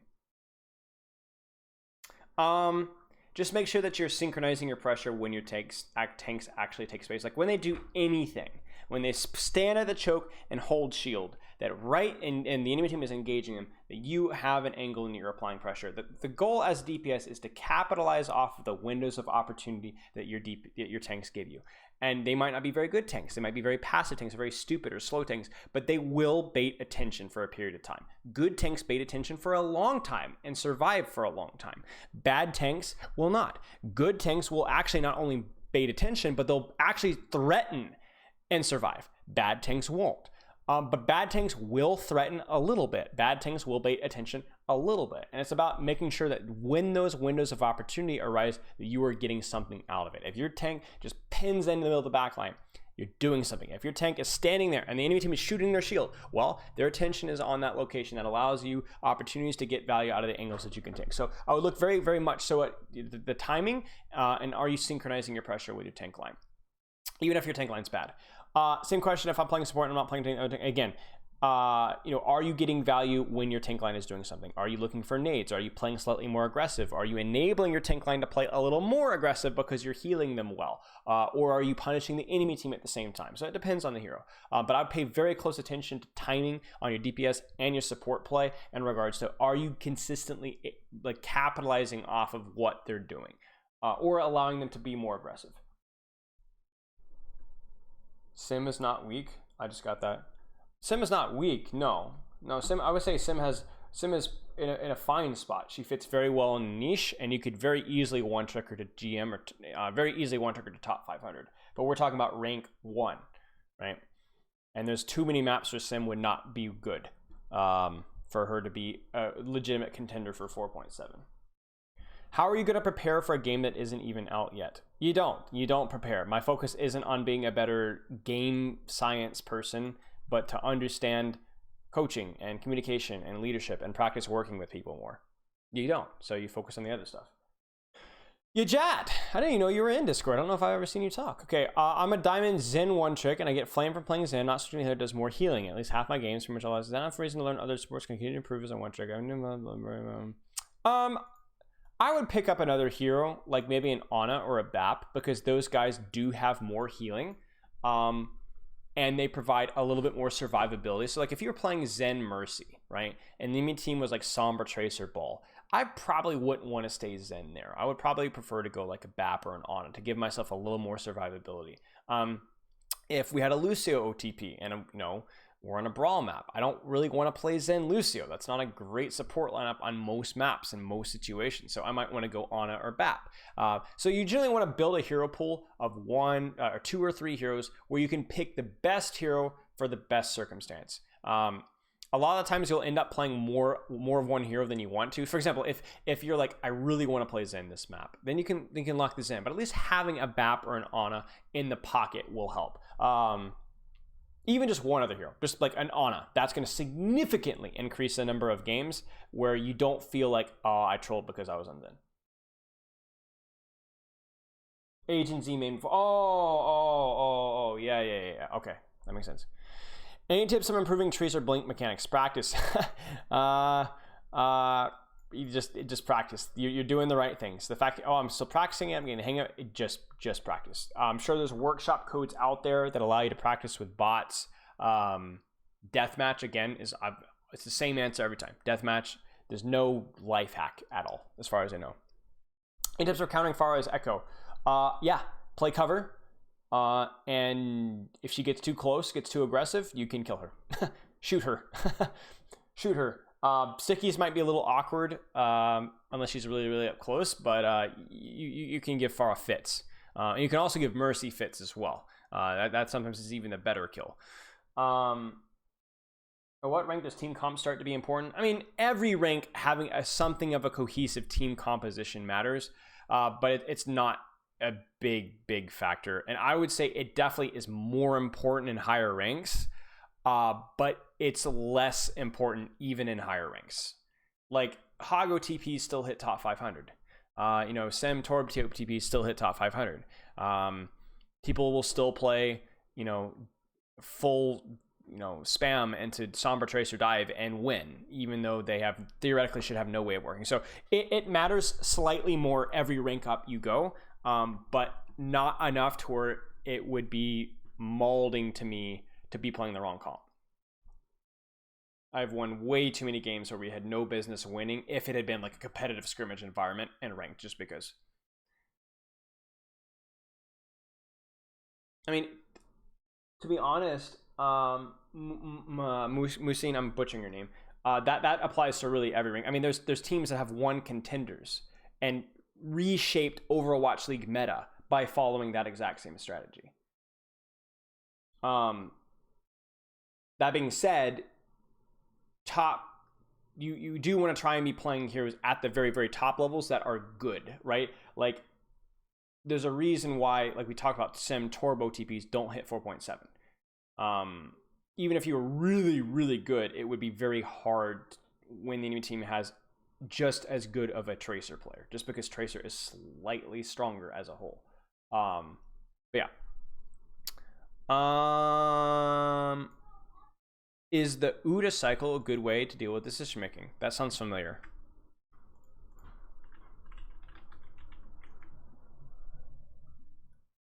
Observe, orient, decide, act. Oh, the Air Force. Yeah, sure. Yeah, I've heard of this. So let's open up a little image here. Oh, I can't even, that's a terrible one. Okay. Observe, recognize potential risks or problems, orient, design, and evaluate options, decide, select an alternative or candidate, act. Yeah, that's fine. Observe could be ult tracking, right? Orient, what are our options? What do we have? What ultimates do we have? What heroes do we have? What are ways of beating the enemy composition with our composition? Let's decide on what strategy that we want to do, given the risks and what we have, and then let's go. Yeah, of course. Yeah, absolutely applicable.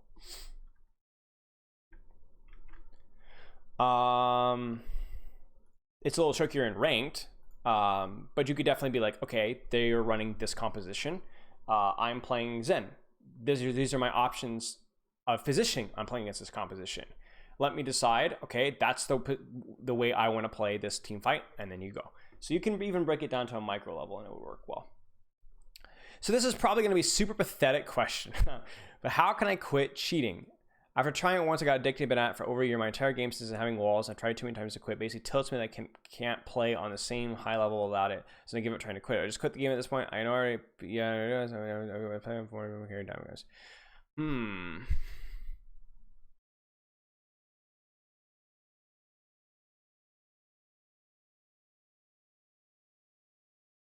So I'm not gonna like try and be like Mr. Psychiatrist here, because I'm not very good at that. But I would ask a question here. Why do you cheat?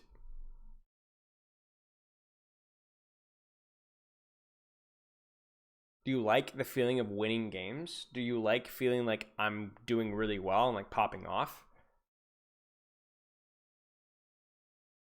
Because I assume you're doing it because it's enjoyable, right? Unless you're like selling accounts or whatever with it, right?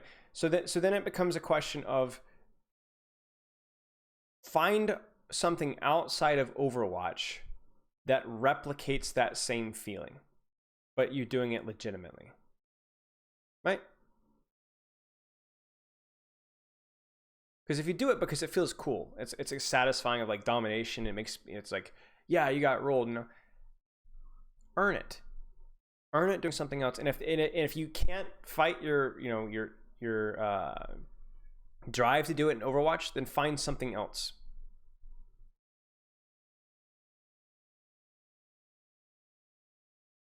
Find something else, and I promise you, if you're able to accomplish something legitimately inside Overwatch or just something totally unrelated to Overwatch, you're going to feel so much better about yourself because you know that you actually earned it.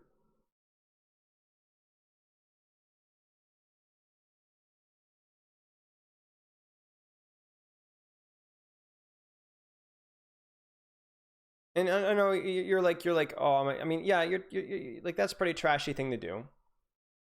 I wouldn't say that you are a trash person necessarily. There's a lot worse things that you could be doing, but you're obviously you're ruining games and you're frustrating people and you're making things unfair, and that's not a very nice. That's a pretty cruddy thing to do. But you need to find something that you actually enjoy besides Overwatch. It doesn't mean that you're an awful person. Just go find something else. Go do something else. Because I understand, like you've dug a hole, you made a really bad decision, and now you're in a, you know, you've dug yourself into a hole. So there is no easy answer to this. So what I would say is, similarly to like the 5% rule that we brought up earlier, you're not going to be able to completely like you need to completely remove yourself from Overwatch and find something else that you enjoy and suck at something else for a little while. Suck at something else for a little while, but something that you really enjoy doing, that you really enjoy playing or learning, and just go through the actual cycle of actually learning to be good at something. Because the thing is, it's like Quiz, is like, there are people who can aim probably almost as good as you can, or you know, even better in some instances, without wall hacks. And you could too.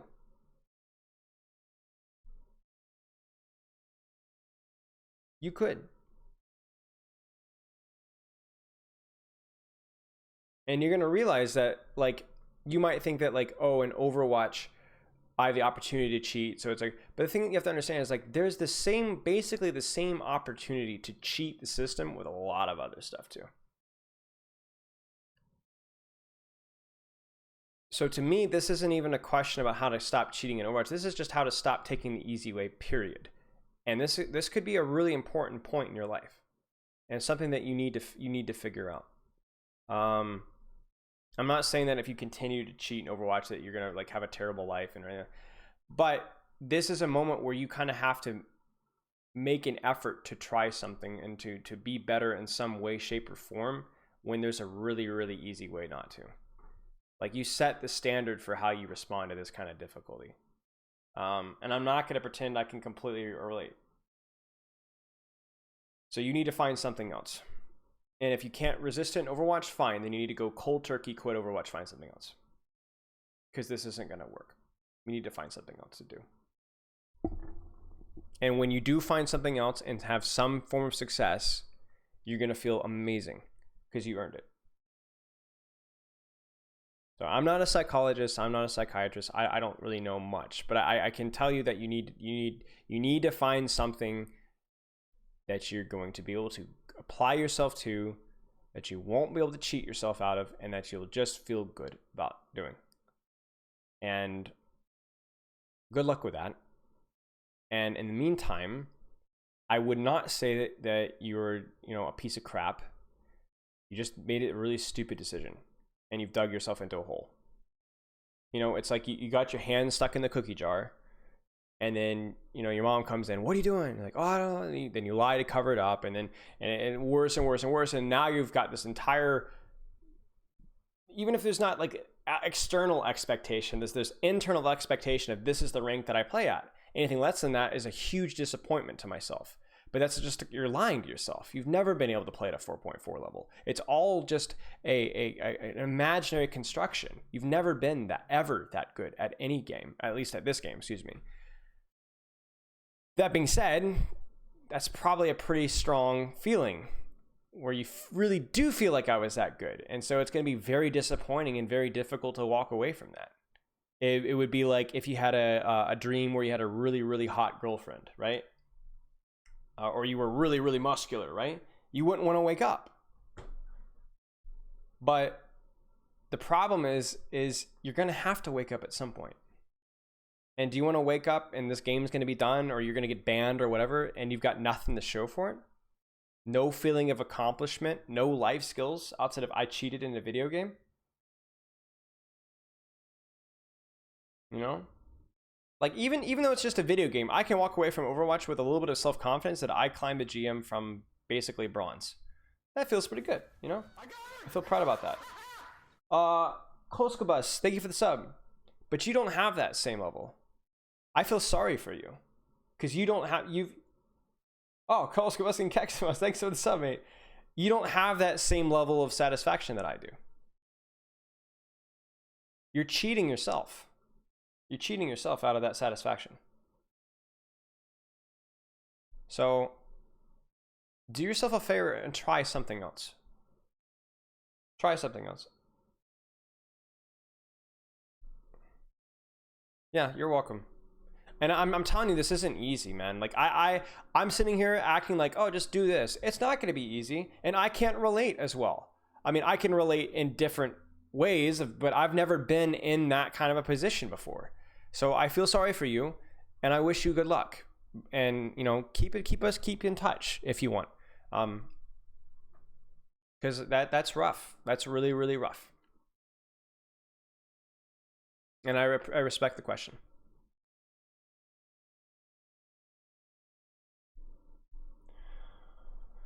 I did not prepare for this. Absolutely. I have learned the reason I'm still doing Overwatch is because of what I've learned in the game. And what I've learned coaching the game. It's been the best experience of my life in terms of learning.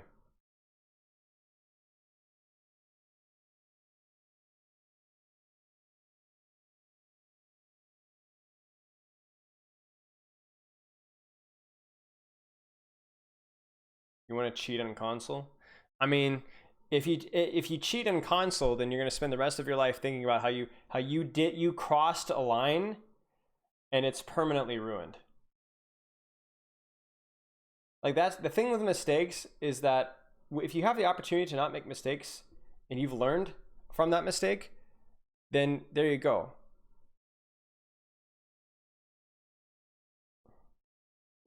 No. But you're going to think your entire life that you could have felt good about yourself for never having done a wrong thing in that regard. You know? Do you think that I need to go out and commit a murder to feel good about myself rehabilitating from that? Do I need to become an alcoholic to go through the 12 steps of AA and feel good about that? No. You don't actively go out and do negative things just because they're not going to have an effect on you. They do have an effect on you. They do have an effect on you. All right. Have some scruples, man. Have some scruples. Have lines that you shouldn't cross. I don't care if it's cheating at a video game or whatever. You probably already answered this, but is Genji any better after the changes? So is he at all viable? Yeah, of course he's viable. He's viable. I mean, I think overall the changes were a slight buff. Yeah, I think he's viable.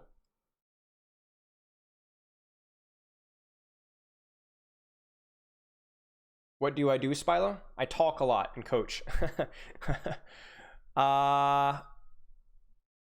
Was watching Does Your Coach Suck video, and one specific bit intrigued me. It was when you said you coached phase 2 with a PH, but yeah. And you said they were slow and indecisive with the goats back then. Is it viable as a coach to say to your team that it's okay to ignore things like map control angles and just to go into 6? Yes. Things like being decisive and working together as a team is more important than positioning and like little macro details. I would say your timing and plan, like to me, there's a hierarchy. Plan and timing, I would have to think about which one's more important. My gut says plan, but then I'm also like, Yeah, but even if you guys didn't even have a plan and just ran into the enemy team as 6, that might be better than actually having a plan. I'm not really sure which one's more important. I would say positioning is definitely less important than planning and timing. And not only is this like theoretically, philosophically, the way I see it, it lines up with my experience as well in Overwatch League in Tier 2 and Tier 3 and play. Like being decisive and being a good team will cover a multitude of sins when it comes to like map control and macro understanding. So you already feel great about yourself. So here's the other thing, Cager. You feel great about yourself, but is it always about how you feel? If all we did as human beings is thought about like how I feel and how my impression of myself is, we'd all be sociopaths. All of us.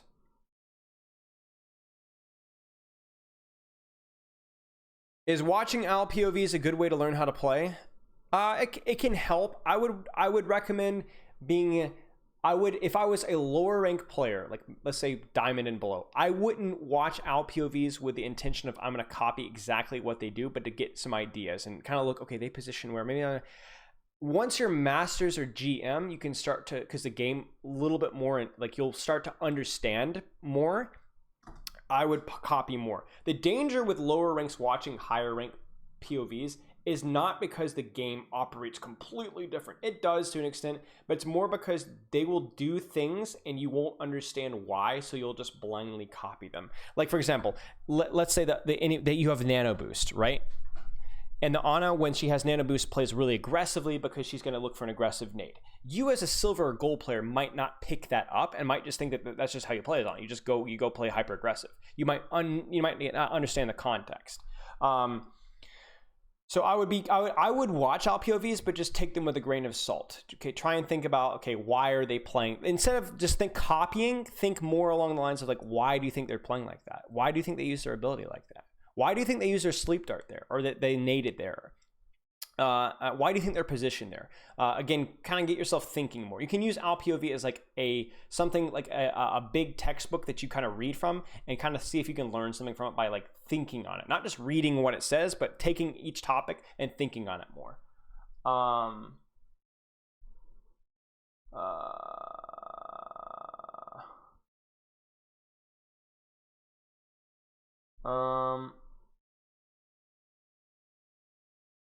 Okay. Has eating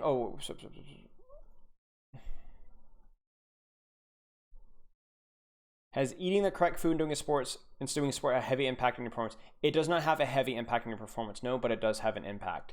The other thing that you have to understand is that when it comes to like eating the correct food and being active is just good, period. It has a heavy impact on your life.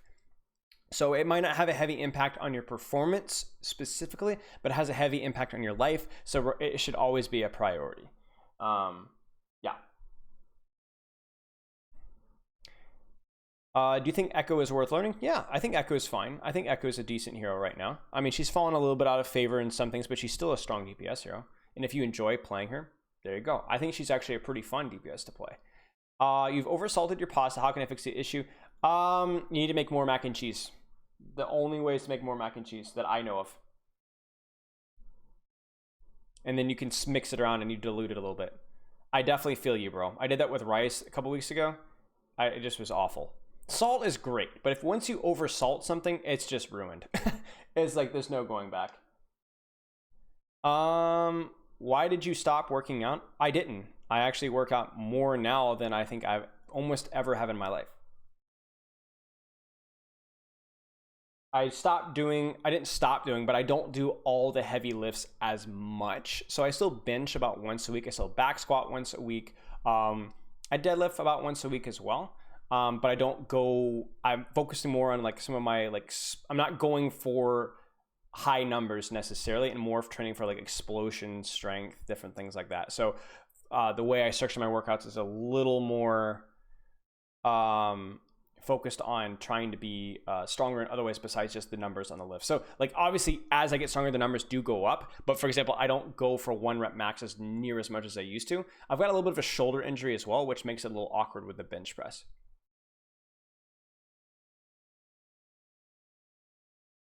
Will you make me food? I mean, I'm not a great cook, but I can try.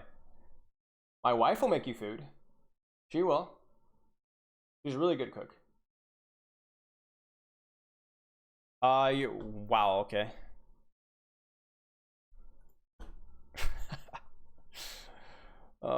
Somehow missed that one. Fastest way to build comms and team-based game sense in a pinch. Shot yourself in the foot because I focus so much on studying the game. I haven't scrimmed as much. I got a big trial of the team early when I be on a math class in those regards with other charts. What I would do is I would look at your hero or the heroes that you'll be playing and think about what are the things that you really want to be communicating. Like prioritize, like I call my nanos, I call my nades as Ana, or I call my positioning as in, and I call what I want to do with trance. So you get the couple of really important things that you need to communicate as a hero, and you nail those. And you focus on making sure that you're paying really close attention. You focus on every single team fight. You're thinking about like, what are we trying to do to win this team fight? What's the plan? And you focus on listening towards that and think about like, what can I do to contribute to that? So your communication, the most important things that you need to communicate with each hero, think about that, and then make sure that you're thinking and adjusting your playstyle around like what the plan is. Like you're not just autopiloting, I play heroes in, but okay, we're doing this. Okay, I'm going to try and play around this. And you can even say, hey, I'm going to do this to help you out or whatever. Yeah. How tall is Spell? 5'9".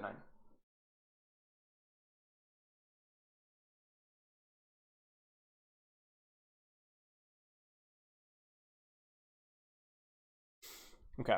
So you had a bad day, right? Your games were dog. Your girlfriend broke up with you. You failed a music theory quiz. It's a little too specific there, Pineapple Bro. What do you do to show yourself love? I can tell you what I mean, I don't know what works for you guys. I tell you what doesn't work for me is sitting there and eating a lot and doing nothing. What will work for me is getting a little workout done, nothing crazy, just something, getting active, feeling, and then cleaning the house or getting a small project done. Whenever you feel badly, the last thing you need to do is to do nothing. That is the worst thing that you can do. You need to do something. Make yourself feel better. Go accomplish something. Clean the house, sweep the floor, catalog some pictures, do a little exercise, get yourself a facial or something like that. Do something that's productive and will make like, that matters. Go for a walk, sure. Write some ideas. You know what really makes me feel good is making a plan for the next week. That is amazing. I love that stuff. Like what I'm going to do on Monday, Tuesday, I'm going to get this done. And I don't always stick to it perfectly. I'm pretty accurate, but that makes me feel great. Don't just sit there. Don't just sit there. That's why depression is so dangerous, because it makes you feel like that's what you want to do, but it's really not what you want to do. And so it just makes it worse. Any tips on avoiding mouse shoulder? YouTube is your friend. There are a lot of great PT, physical therapy guys out there that will give you way better advice than anything I can give you. I promise you that you will find some great YouTube videos on wrist and shoulder health, and I assume that's what you're talking about. How do you deal with anxiety? Ranked anxiety? I know you're here, so you can hear me. You talking about ranked anxiety?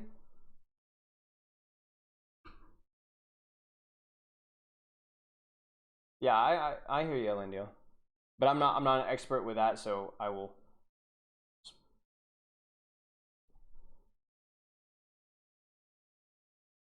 No, just normal. Oh gosh. I'm not at all qualified to answer that question. I can give you a little bit of experience. I would say the 5% rule is push yourself outside your comfort zone little bit by little bit, like accomplish things that make you a little bit anxious, do them, and then pat yourself on the back whenever you do them. 5% more here, great. Don't overdo it to the point where it becomes a huge deal. And then give yourself time to relax, to step back. Like whether that's, I really didn't want to go do that, but I did it. I was a little anxious about it, but I did it. Great. I'm going to go take a bath, take a shower, read a book, drink some tea, and feel good about it. But push yourself a little bit outside your comfort zone. Being anxious is not a state that you want to be in. And I think anxiety can be described as you're feeling anxious about things or overly anxious about things that you shouldn't be. Ranked anxiety, right? It's good to care about a ranked game, but when you care too much or get too emotionally involved, that's when anxiety becomes a negative thing. So feeling nothing at all is the worst, right? That's worse than anxiety almost. But you want to push yourself to the point, little bit by little bit, toward those things you're used to. You're not only, those things don't scare you as much as they did anymore, but more importantly, you're used to dealing with and pushing through your anxiety, if that makes sense. Purposely kind of putting yourself in situations where there is a little bit of pressure. You become accustomed to it. It doesn't bother you. It's not that there's no pressure, it's that the pressure doesn't bother you as much anymore. But you also, like, I'm sure there's a lot of other things as well. That's just my take, and I'm not at all qualified. So take what I said with a grain of salt.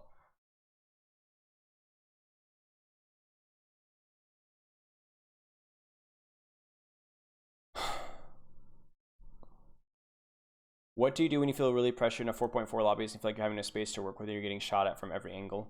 Again, it comes down to prioritize. What do you need to be doing in that moment? Do you think that positioning is really important, that you're positioning well? I think I would say the one thing that you don't want to prioritize is make sure I land these sleep darts, make sure I land these nades. Like that, that's not going to help you very much. But what will help you is think about, okay, focus. Where do I need to position? The rest of the stuff, I can't worry about that. I might miss every single sleep dart in the Primeling Monkey, but I will position myself well. I will communicate my nanos. So what you need to do is, like, when you have a lot of situations where you're feeling a little overwhelmed, focus on something that's very controllable and within your capability to have an impact on, not your mechanics, not all the little details, but just the really basic stuff, and then let the other stuff go.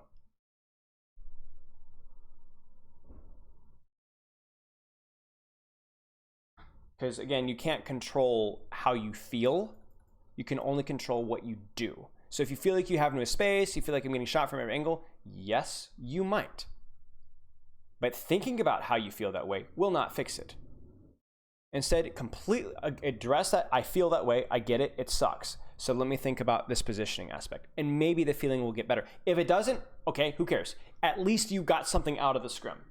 You didn't just sit there and cower. You actually were productive. You might int the entire scrim, but you were at least thinking while you were inting. You were learning while you were inting. Because trust me, I understand what this feels like. Like, I've been in those lobbies too. I was like 4.1K for about 1 month before I quit the game. And it was stressful as all get out. It was really stressful. But I knew that, like, that there was nothing I could do to change that. So just had to do what I had to do. Okay, so I hate to do this, but I do have to go. So we've ran over a little bit more. There's already a lot of good questions, and there are more good questions that I'm sure are being typed up as we speak. I will get back to these. This is something that we do really once a week, usually, when I'm not falling out. And now that we're actually kind of back here, we'll be able to do these more frequently. If you guys do have questions, it is !Discord. In the Discord, you will be able to... Did not think that went through before I said anything. You will be able to jump in and ask any of those questions that you may have. We will get to them about once a week without exception. And yeah, and like I said, I upload them to YouTube. And yeah, it is Overwatch League team time. It's actually perfect. Let's see here. Let's host Braze OW, who is playing Ana and is 4.5. I will see you guys later. Have a wonderful rest of your day. I will probably be streaming at least once next week. I don't know what times yet. I will keep you guys in the loop. Thank you guys for hopping in. All the follows, subs, the bits, that you guys were remarkably generous today. So I really, really appreciate that. You guys have a wonderful rest of your day, and I will see you guys later in the week. Spilo out.